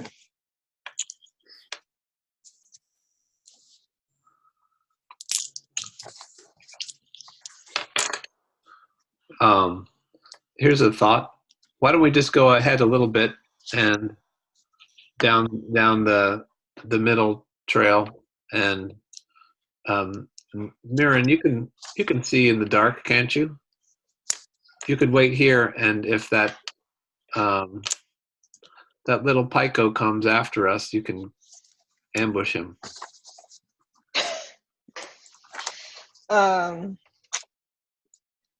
So you want me to wait in this room? Well, you'd have a good chance of better than the rest of us of sneaking up on somebody. Mm-hmm.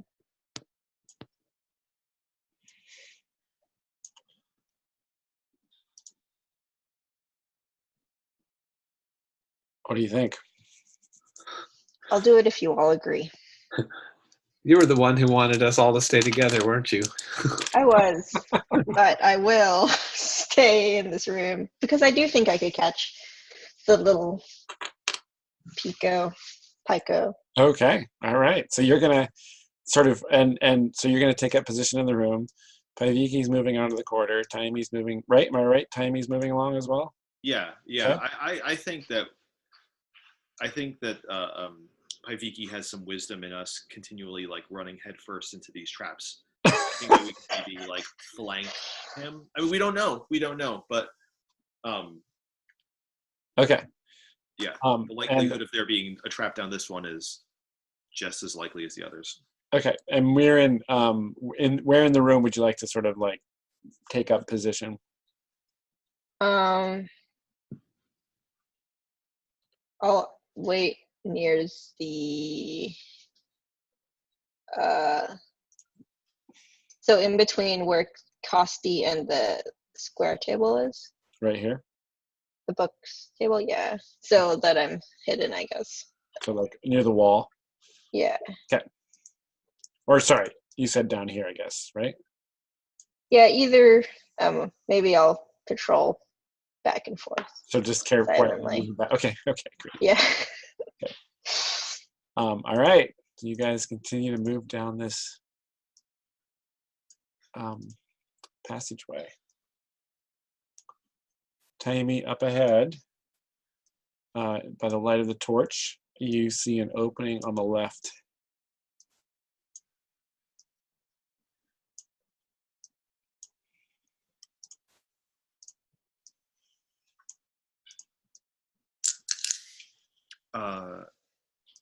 I say that we continue moving Straight ahead, because it looks like there's a little bit of a turn, and maybe that can turn back to catch this guy unaware.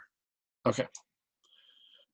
There is, yeah, it does appear to be a little bit of turn there. So you pass here, you sort of glance that way. The torch it's all sort of in shadow, but you do notice that it just kind of ends in a little alcove. And then you turn your attention back ahead. And then Paiviki, when you pass and glance into the alcove, you see a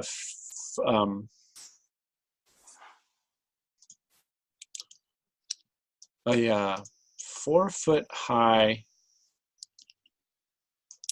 like a 4-foot high cone sticking out of the floor, and it's covered in kind of purplish splotches, like a lichen or something on it.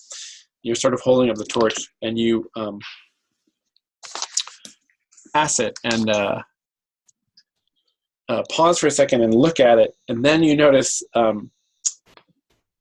these slits around the like about 4 inches down from the top of the cone. There's like these a series of slits, like a horizontal band, or maybe like there's maybe 2 kind of rows of slits, and they sort of they open a little bit, and then they open wider, and then you hear this loud high-pitched shrieking starts to happen.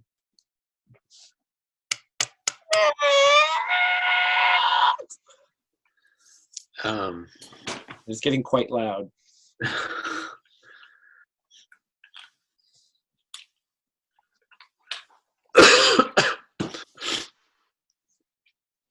I gesture for everybody to head back into the main room. Let's go back. Let's go back. Do you just gesture, or do you shout at Taimi to? Yeah, I'm like, come on, back. What is it? Well, you hear it too at this point. Oh, okay. Yeah, I'm like, come on, come on, come on, come on.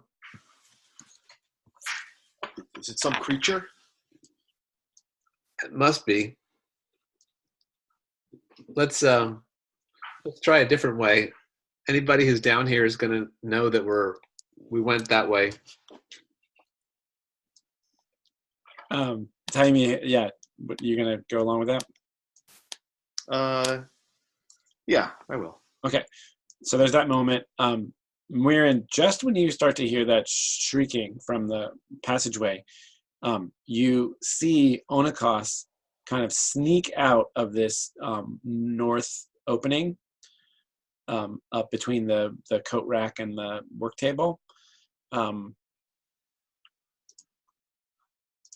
He starts to sneak this way. What do you do? Completely silent. Tackle him. So you do like a tiptoe to kind of intercept him, and then make a run and jump at him. Like a cat getting. Yeah. Okay. Well, I think the elf's special move is you have a feather light step, perfect balance, and a feather light step. Yeah. So I think to bring him down, you just need to make a strength saving throw. You can totally Strength. You totally sneak up on him, but to actually bring him down, it's going to take strength. Yeah. So it's a 2d6 plus your strength modifier. Okay. Oh, great. 0. Oh man. I will spend a Lex so that I have 7. Okay. So you leap at him and grab him around the legs, pull him down to the ground. Taimi and Paiviki, you guys have gotten past this thing. The thing is still making this really loud, high-pitched sound, and you hear a from the end of the hallway, and a blue light spills out into the tunnel from around that corner that you were headed towards. So blue light spills into the tunnel from this direction. I keep on gesturing for everybody to like, keep going, let's go. Okay. And try to hustle everybody back into that room. And you've got the torch. So when you get there, you see Muirin and Onikos wrestling on the floor. And Muirin, he's pulled himself free, and you've just got one of his legs. And he's about to pull totally free of you. What do you do?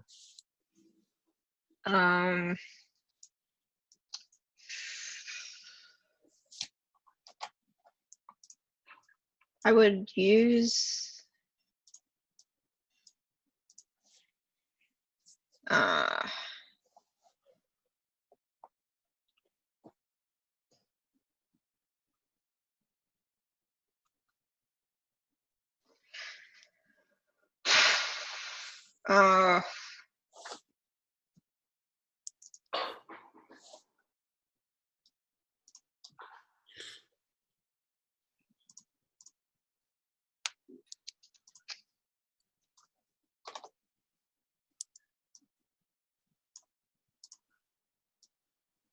so am I probably on the ground at this? Yeah, and, on the ground. so he's dragging. Yeah, he's clearly trying to get back out that tunnel you guys came down. And he's about to basically pull his leg out of your grasp. But you can try to do something else to stop him. You could just hold on tight, or...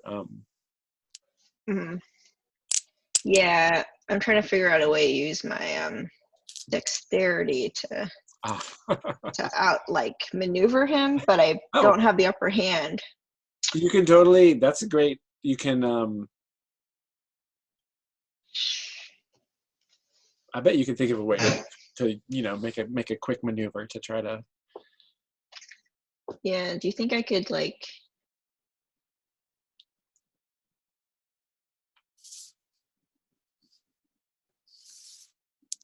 do a quick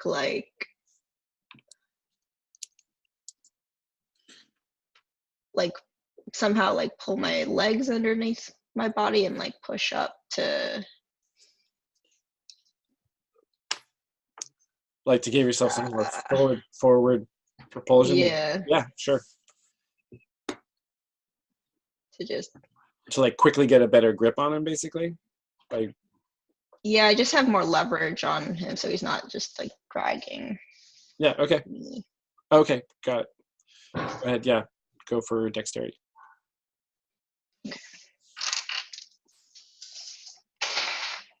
Okay, that's better. 12. What's that? 12. Okay. Yeah, so you make a quick scramble. You get a little bit more leverage against the ground and manage to get a further up grip on his body and get your arms around his waist. So you've managed to hold him steady. Everybody else comes rushing in. The light of the torch illuminates the room. So you guys see what's happening there.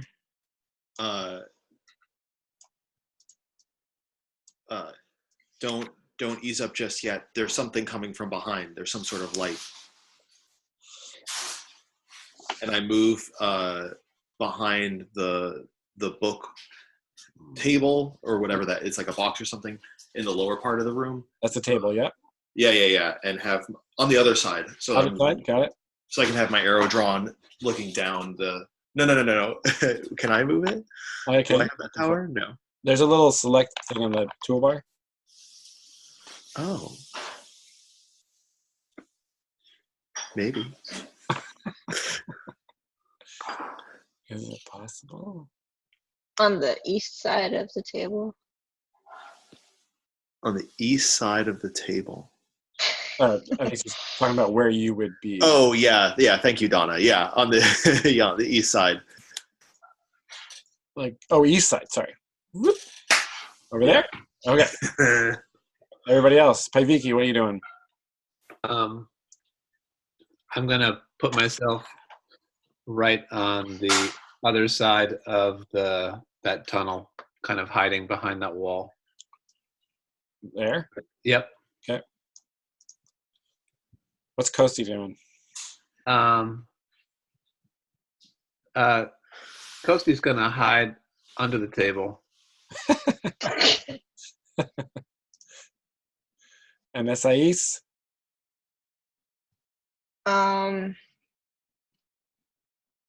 He'll follow Taimi. Okay. So you got a view of the tunnel there. Okay. You see a long shadow being cast down the tunnel of a humanoid figure, and then what's Muirin doing with Onikas? Let me go. You don't. Yeah, she'd like to cover his mouth with her hand and drag him back towards Esais. Well, actually, maybe towards the table where Kosti is. Over here. Yeah. Okay, so he's sort of struggling mightily against you. So it's gonna take all of your effort to just keep him contained. He's a small guy though, right? He is small. Yeah. That's why you're Okay. able to basically. Right. You basically can't do anything else while you're trying to keep him from getting away. Okay, and I'll just tell him to. I'll be shushing him. Wow. Okay, so I guess Taimi is the first person who sees, and Paiviki still has the torch, right? Oh. Or have you extinguished it? Good point. I forgot all about that. How can you hide when you're carrying a torch?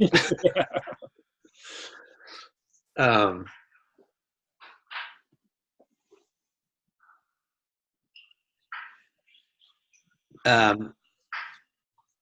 see. I think maybe she thrusts the torch into Kosti's hands as she hides, and Kosti's like, what do I do? What do I do? So I think he's just kind of like, he's in a conundrum of like trying to hide and trying to keep the torch from setting the table on fire like that. So he's probably holding it back behind the table, or Yeah. Okay, but the torch is lit, so the room's lit up by flickering torchlight. Yeah. So you hear footsteps. Everybody gets quiet. Moira's got her hand over Onika's mouth. Taimi, you're looking down the hallway. And it's silhouetted, backlit by the whatever light's coming out of the space behind it. It's a figure, maybe 5.5 feet tall, bald, lean, dressed in kind of a ragged-looking cloak, and carrying, using a staff to walk, kind of striding purposely down the hallway. And then as the figure gets to, I'll just put an X there for him. Right about here, and apparently becoming aware of the torchlight, the figure pauses. And you can't see any of its features because at this point, the torchlight's over where Kosti is and casting a shadow across the opening, so it's just backlit by that faint blue light. Carrying a staff, dressed in a ragged robe, it just kind of pauses there. Does not appear to be aware of because you're hiding, right? Taimi's hiding, right? I think what I said earlier was that I was like leaning over the table, Okay. like bow drawn. So I'm going to honor that and say, no, I'm not hiding. Okay, well then... I'm also not smart, so... The figure sees you, and it, let's see, it's holding its staff in its right hand. It sees you, and it raises one hand like this, and you see there's a glimmering bluish white kind of...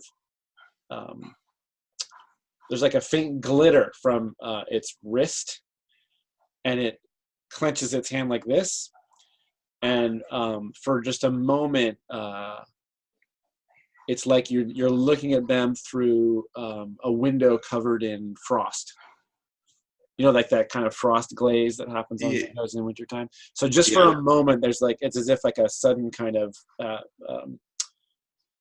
between you and them, there's this sudden flash of kind of frost glazy kind of curtain almost.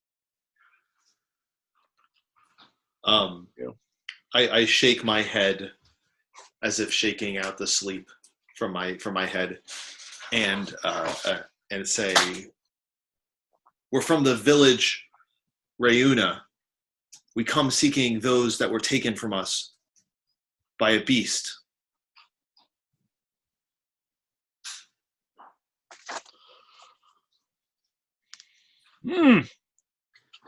Oh, yes.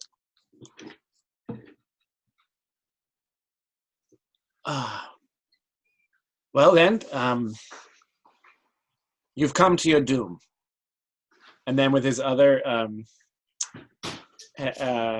hand, so he's got he sort of did that, and then his hand returns, and then he holds his staff forward, and all of the light, there's a it's almost like he glows, the staff glows black, like it turns blacker than the shadow that he's in right now. The staff suddenly turns like blacker than black. Yeah.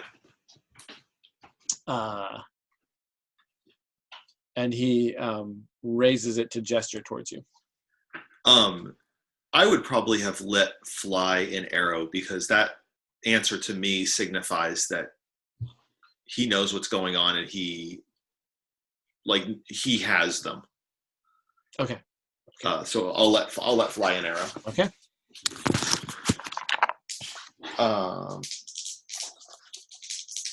Plus my dex, that is a 7. Okay. So you can either mark ammo, roll twice and take the lower, or attract unwanted attention.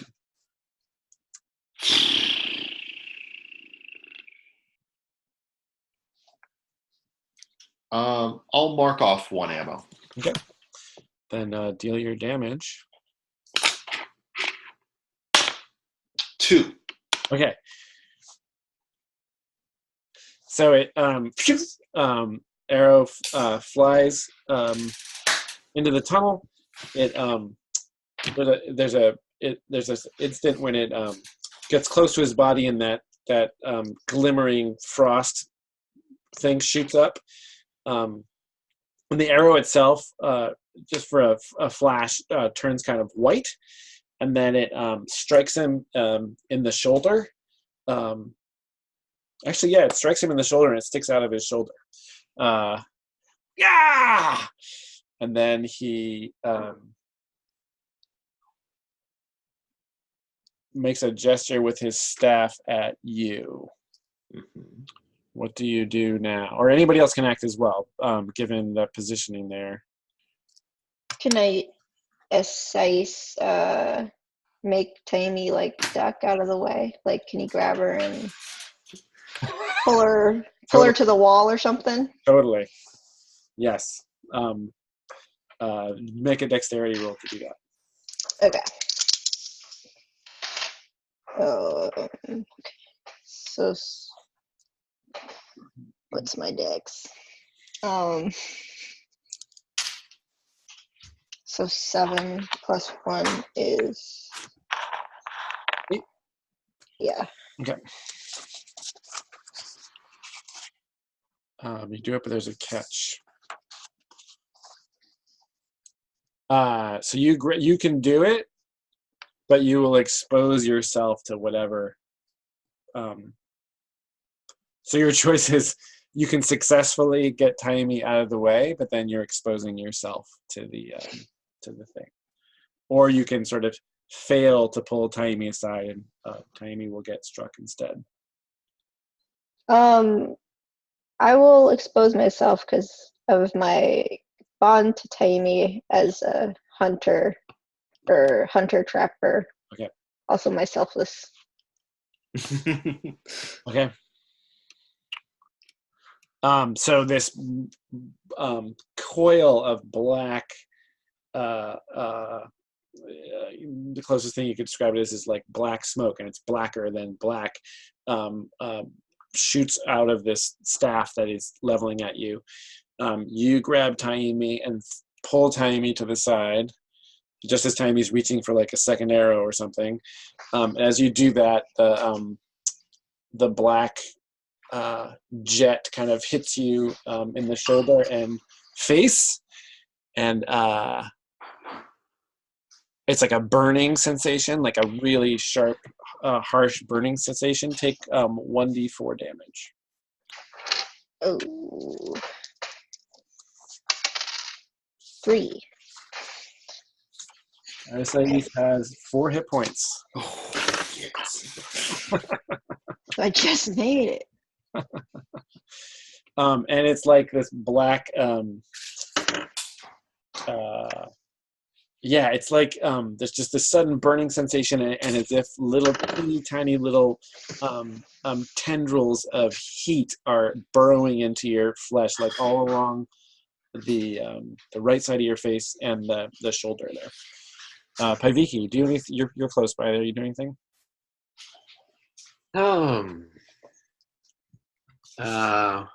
Geez. It feels like it's now or never.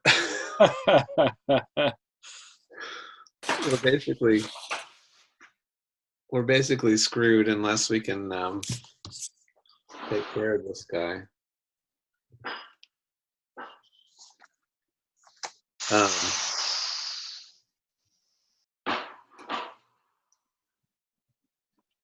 I think she's going to charge him.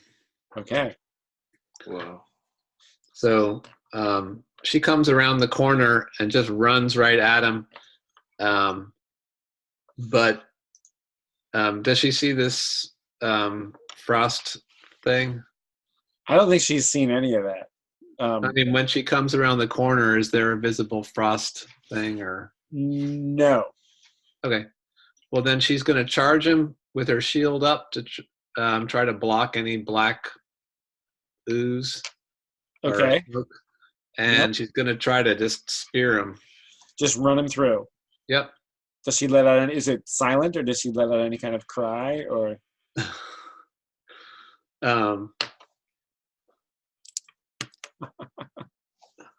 Yeah, she says, "For Yarko!" Oh, sweet boy.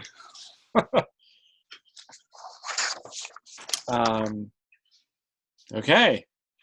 You are fighting. Roll strength.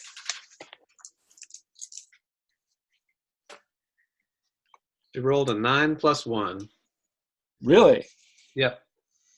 Then you just get to deal your damage. Yeah. Nice. Okay. So That's the damage is 8. D8. 6. Okay.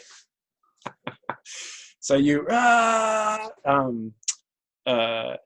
there's you get right close to it, and then right when you get like a foot away from them, you experience this white kind of glimmer, which you push through it, and there's like a sudden cold wave passes across you, and you were you like charging over him, like trying to run him down and run him through at the same time, or were you going to sort of stop right before and then thrust?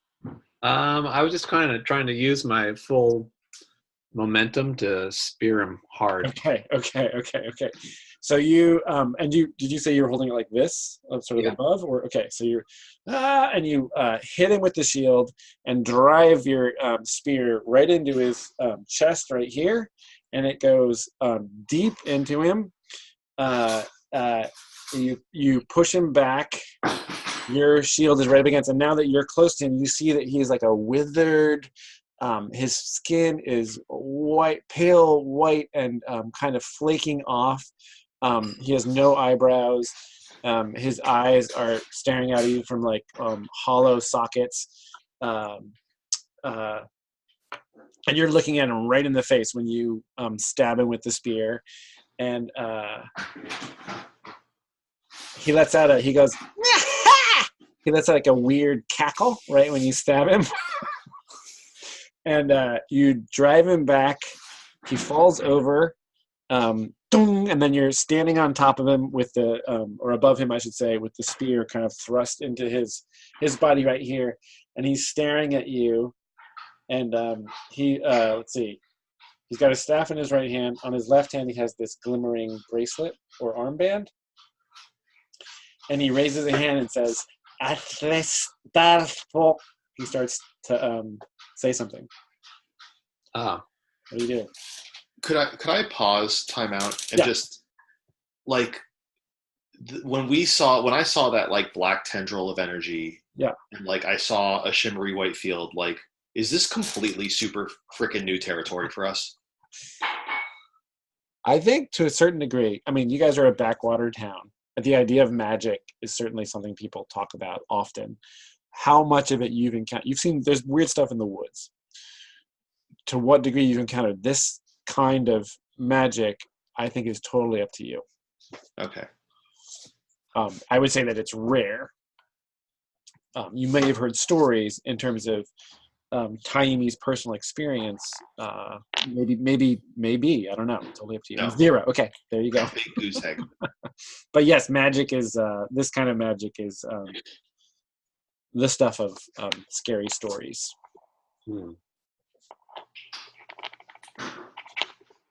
Sorry for interrupting. No, great question. Very, very important question. Okay, so Paiviki, there you are. He's not he's looking at you out of he's kind of glaring at you, and he's and like he cackled, and then now he's uttering something, and he's he's on the ground. yes, and your spear is right here. Okay.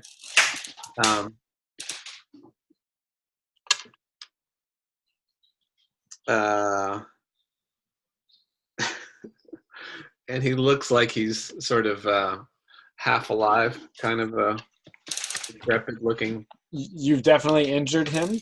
There's blood coming out. Actual human blood is coming out of his body. Okay. But he is alive and clearly a disturbed individual. Yeah. No, I meant his outer appearance. He looks kind of ancient to the point of decrepitude. He looks like a very pale, unhealthy. He's older. There's definitely something very wrong with him. You've never seen anybody with any kind of like disease or disfigurement that resembles this. Okay. Well, I guess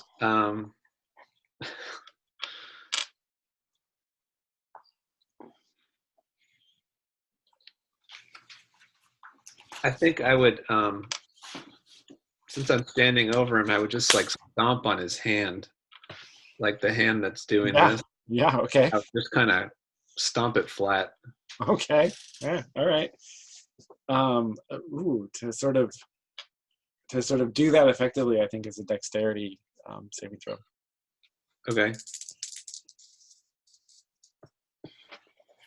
I rolled a 7. Okay. Okay. So you stomp on his hand and you push it down to the ground, and he goes. He does this on your toe, and he says, "Lasta," and his fingertips turn brown, and this kind of sheath of like mud suddenly appears around your foot and goes all the way up your leg over your knee. So your right leg is completely immobilized by like a sheath of what appears to be hardened mud. Mm-hmm. Has suddenly frozen your leg. So you still got your spear's in his chest, your foot is on his hand, but now your right leg is stuck in place. Anybody else can act whenever they want. Of course, Paiviki's kind of in the middle of that passageway, but yeah, how wide is that passageway? it's about 5 or 6 feet wide. I don't have a good shot. I mean, you're a really good shot, but I would not call it a good shot. You could do it, but the trade-off is obvious. If I kind of just like moved physically like closer, would it be a better chance? Obviously it would be a better chance, but yeah, you could get right up behind and then just shoot right past Paiviki's body for sure. Yeah, I would do You're gonna run up there? Okay. Yeah. So while you're doing that, there has to be one more exchange between Paiviki and this person. Okay. Can I say, all right, Paiviki lifts the spear up and says to the man, if you want to live, then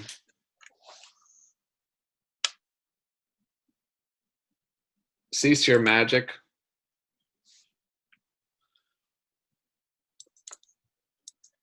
If you want to live, then cease your magic. Or die. You pull the spear out and you say, I'm ready to just come right down on him again with it.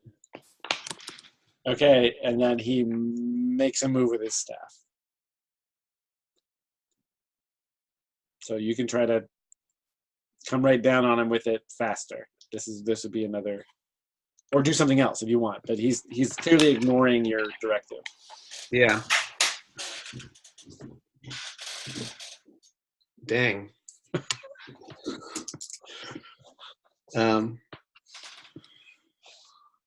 Well, seeing as my leg is frozen by mud, I probably can't jump out of the way. That's correct. So I think I'm going to spear him. Okay.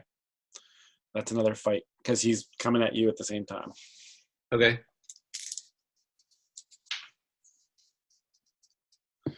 I hope this is actually doing something. I guess he did bleed, right? Yeah. Okay. I rolled a 7 plus 1. That gives me a big 8. Okay. You guys, you deal damage and suffer the enemy's attack as well. So deal your damage.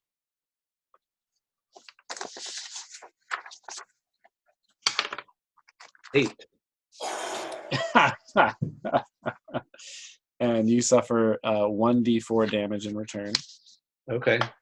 Do I get to use my shield? Doom. Stoom. Yeah, your shield totally comes into play. 1d4? Mm-hmm. And does the way that armor work is you just deduct the point from the damage? Yep. Okay. There may be, there could be exceptions and whatnot, but yeah. In this case, the shield's in the right place to do this. So I got 2 damage, so I take 1, is that right? That's correct. Okay. And what that looks like is, so you make your threat, he ignores it, he makes a move with his staff, you hold up your shield, this black energy hits it and kind of, it like shoots around it like, how dry ice will flow over something. It kind of flows around the shield and hits your forearm, which you quickly retract at the same time that you, wow, I hate to get specific, but where do you actually stab him? I think in the chest. Like the heart area? Yeah. And then Taimi arrives right then, a bow at the ready, and you've driven the spear home.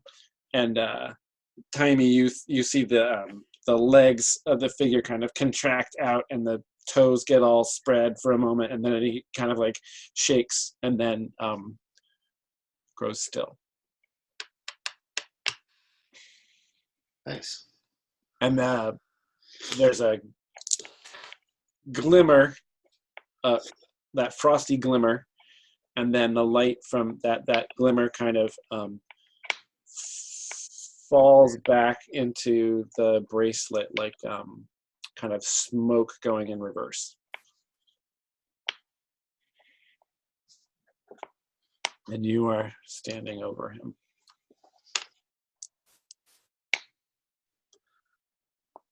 The frosty glimmer was, what did it look like before it went into the bracelet? It looked like a kind of uneven, sort of slightly curved curtain around his form, like around his entire, maybe like 8 inches away from his whole body, like a kind of cocoon or bubble around him that then kind of dissolved. Yeah.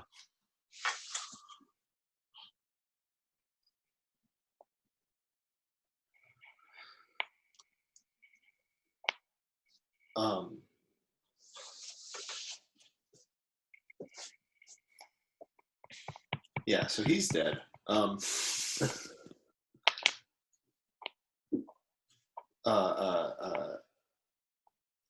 gonna go back to the cave to Muirin and is Onakis still there? Yeah. Muirin, when you have your hand clamped over Onakas's mouth this whole time, and he, both you guys were actually, you could lean out from the table and see what was happening there in the hallway. And once the figure on the ground stopped moving, Onakas noticeably relaxed. Like he just kind of like, the whole time he's been struggling against you, and then he just kind of like relaxes. And then Taimi approaches. And Kosti emerges from under the table holding a torch. Mark off a duration on that torch. Okay.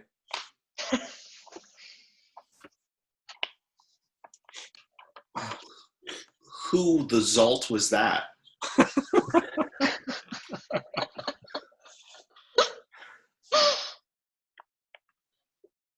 I'm gonna let my hand off of his Okay. mouth and sort of just hold him by the back of his Is he? shirt.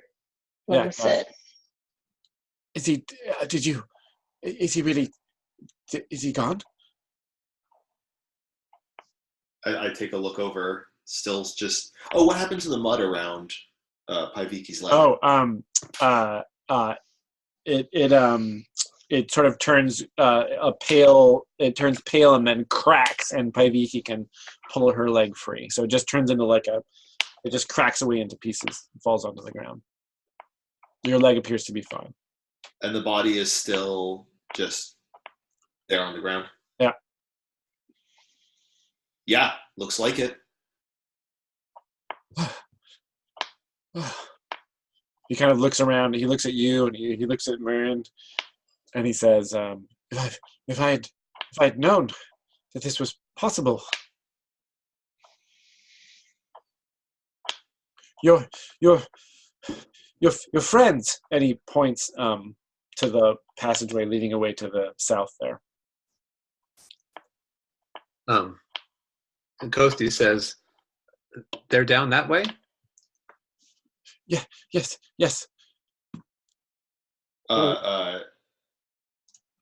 No more tricks. He sort of holds his hands up and shakes his head.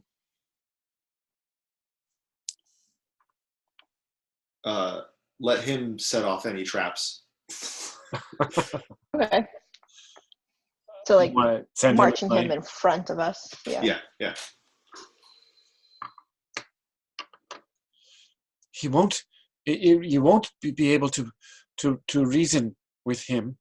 Well, maybe I can do so. So he leads you down this passageway. I assume everybody's going? Yeah. Iviki takes the sparkly bracelet and puts it in her backpack. Okay, so she takes it off of his hand. It's cold. It's very cold to the touch. Colder than it should be. Oh.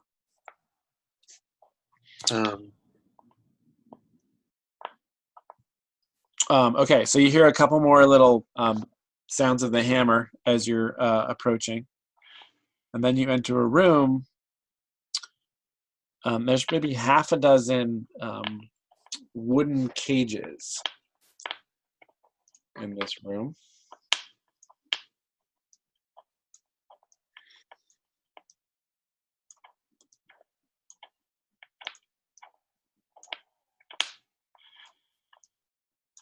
And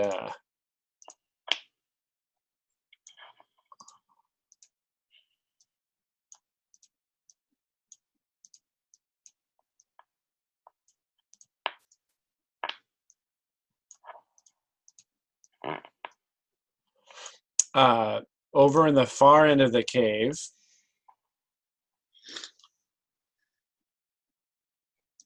right about here, there is a figure in a leather apron hammering away on the last cage on the right there. He's hammering the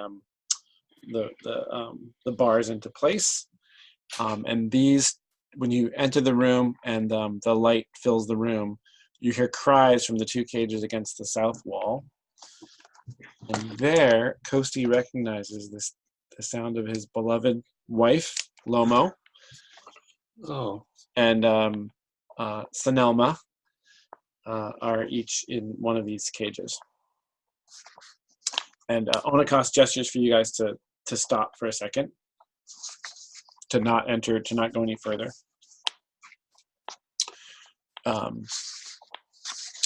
And he says, Durbin! And the figure with the apron looks over, and speaks in a language you don't recognize. Wherein you do recognize it as Venati.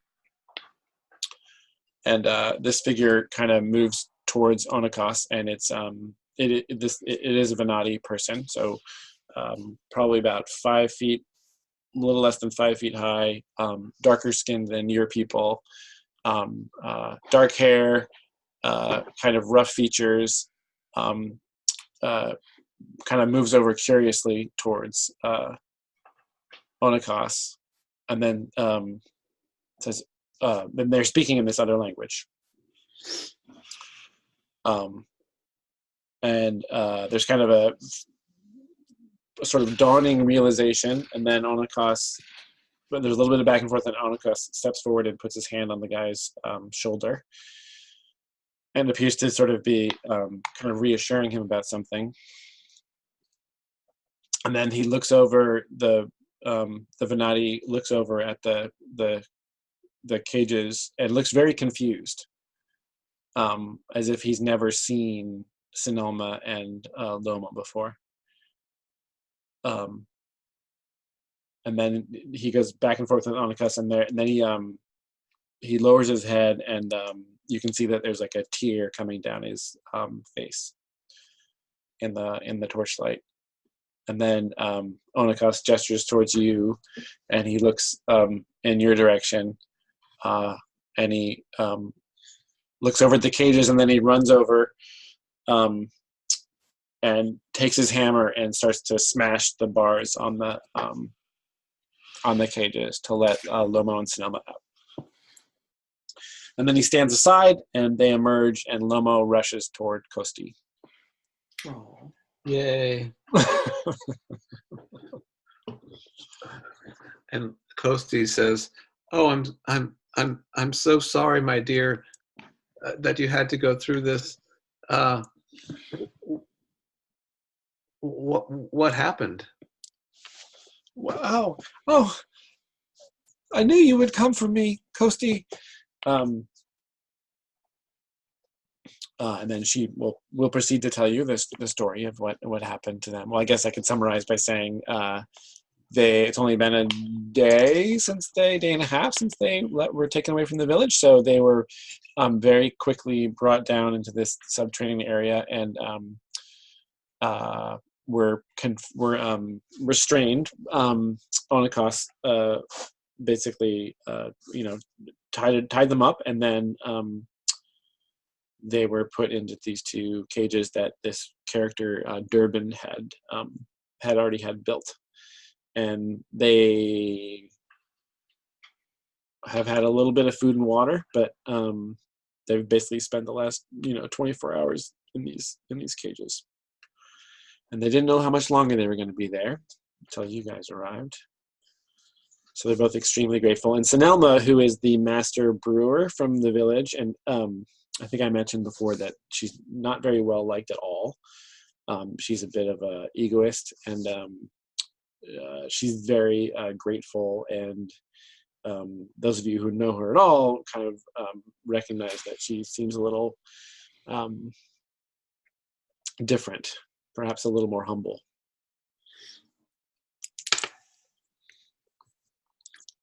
Paiviki says, "The wizard is dead. I have slain him. You are all free now."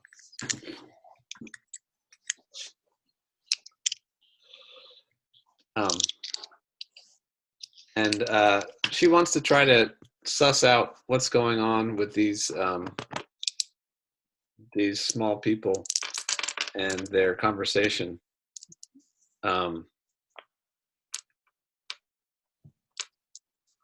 Just kind of like read their body language and stuff. Well, yeah, she says, what brings you here to be working for this terrible wizard? She's speaking to Durbin. He kind of looks at you blankly, and Onikos says, he does not speak your tongue. But tell him what I said. He was much like the beast. He has been under an enchantment that the White One cast upon him. He would do anything for shiny things. Anything that the White One asked. But now with I cannot believe you did it. Paiviki, you say your name is. That's right. I will remember this name forever. And then I tell Durban, I said, Paiviki. And I kind of like, Paiviki set you free.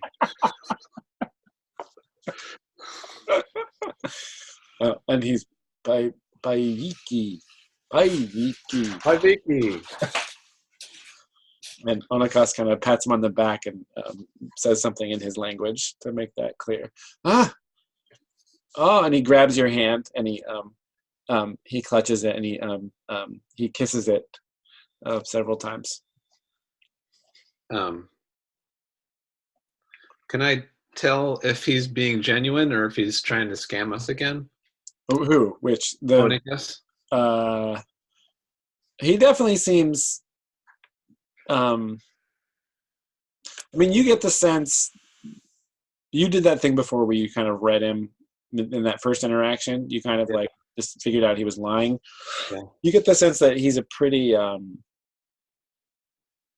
He's a shifty guy. He's a tricksy guy, but he's genuinely like things have changed. And he does not appear to be ready to put one over on you. But he's also, you can tell from like nervous glances that he's a little concerned given what has gone down. He's a little concerned. He glances over at Taimi every once in a while and has that nervous feeling like he doesn't keep his back to Taimi at all. What was going on here? Why was that old man kidnapping people? I am not sure. Whatever he was up to, he came here some months ago. This place, he did not make this place. It had been here many years, but he came and was looking for something, and whatever he did down at the end of the hall, the end of that tunnel, that's where he spent most of his time.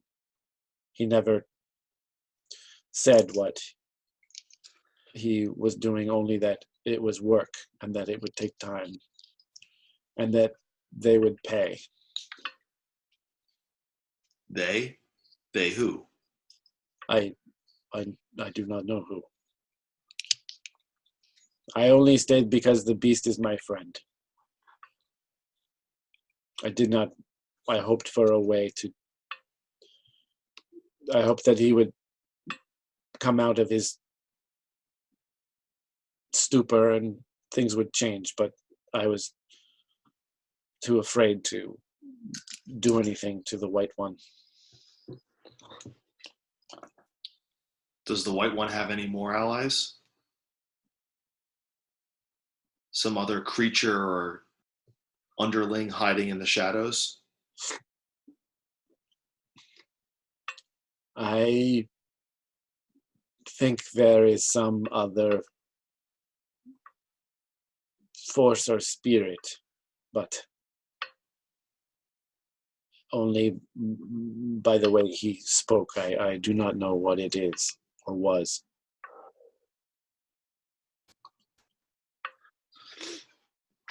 And the beast. Will the beast be enchanted now that the White One is dead? Durban is no longer. Durban is free. I assume my friend is also. And so Kosti says, well, then we've done it. We can go home. Let's all get out of here. Believe me, no one wants to go home more than I, but I'm not leaving until I know that these caverns have nothing left but blood and shadows. Oh, Whoa. Nice.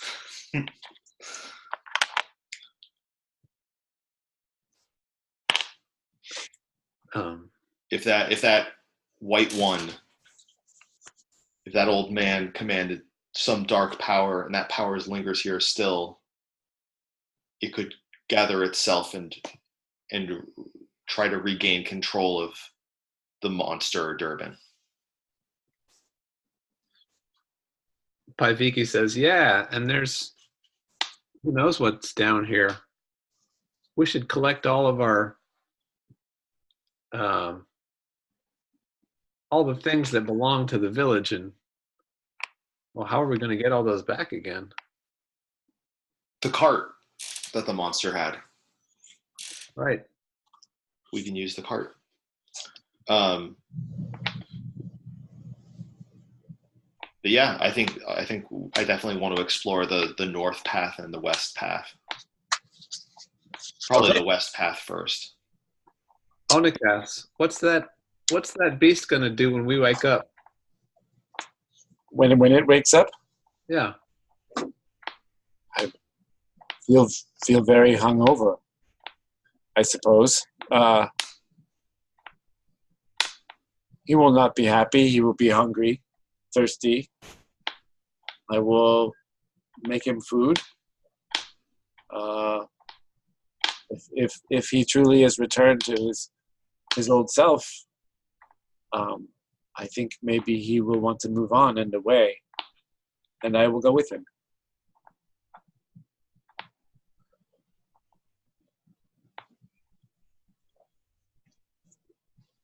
We should make this beast an offer. An offer? Yeah. If he was enchanted, then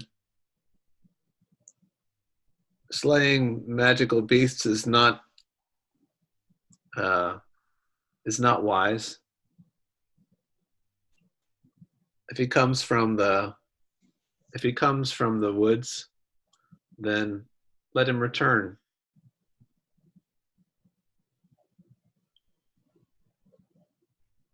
Oh, you mean an offer just to have him never return? You don't mean like you mean you're not Give going him a job. Give him a job. Well, pretty good at hauling around that little cart like a crocodile. That's true. Maybe he can help us haul the all of our things back again. I don't want to deal with this creature. He'll be grateful. Either of them. He'll be grateful when he hears that Paiviki has slain the enchanter. Just wait till the whole world hears what Paiviki. That's right. But I agree with you. Let's explore some more. Okay, well, let's call it there before you explore further. Get some sweet loot. Wow, Paiviki, you really are a hero. That was wow. Yeah, you did. You dealt a lot of damage. You caught him kind of off guard by just charging down the hallway right into his face. I mean, that was wow. Well, it seemed like either something like that had to happen, or we were all going to get picked off one at a time. Yeah, no, I think that was the right. I just could have gone different ways. That was great. Yeah, that blow that hit SIE would have killed me. Oh, really? Oh yeah. Oh my god. Taimi only has 2 hit points. Wow, so SIE's really saved you. Yeah. That's awesome. Oh, by the way, SIE's like this whole area here is just it's now kind of pitted black flesh, which appears to be permanent. So this whole part of your body has that mark on it now. I already had a weird face. You're like extra, yeah. Okay, so we're wrapping up. when you reach the end of a session, answer these questions for each of your villagers. Who fulfilled their traits, or at least one trait? I mean, SIE, ding. Total point there, Yeah. obviously. Selfless. Yarko, responsible. I mean, yes, you tried to Tapias was your responsibility, so you get an experience point. Oh, sweet Yarko. Taimi, curious or a cheater? I don't know. I mean, I was taking the lead for a while, but I don't think that was out of curiousness. That was out of like stubbornness. And yeah, you really wanted that guy. You really wanted. I still want him so dead. So I don't think I'm going to take it. Okay, great. Muirin, focused and respectful. I feel like I was respectful of group decisions. Yeah, for sure. And I think you were also focused when you stayed behind to patrol the room to look out for Onikos. So yes, Yeah. you get 1 XP for. Sais is inflexible, selfless. You got that. Kosti is courteous and creative. I thought he was kind of creative when he tried to use the beef jerky. Oh yeah, yep. Great. Absolutely. Yeah. And Paiviki is covetous and selfish. I believe Paiviki took the bracelet, right? Yeah, she did. That's true. And maybe by making it all about her is acting a little selfish. Right. Yeah. I think that's the way that her selfishness manifests itself. That's pretty great. Did you risk your life to help an ally or obtain an item of value? Boy. So, Yarko, yes. Taimi, yes, because Taimi took point and triggered a trapped ladder and almost got crushed by rocks. Yeah. Muirin, did Muirin risk her life? She stayed behind to patrol the room. I don't know if that was risking her life. Like, was life at stake there? Not so much. SIEs for sure, good. Mm-hmm.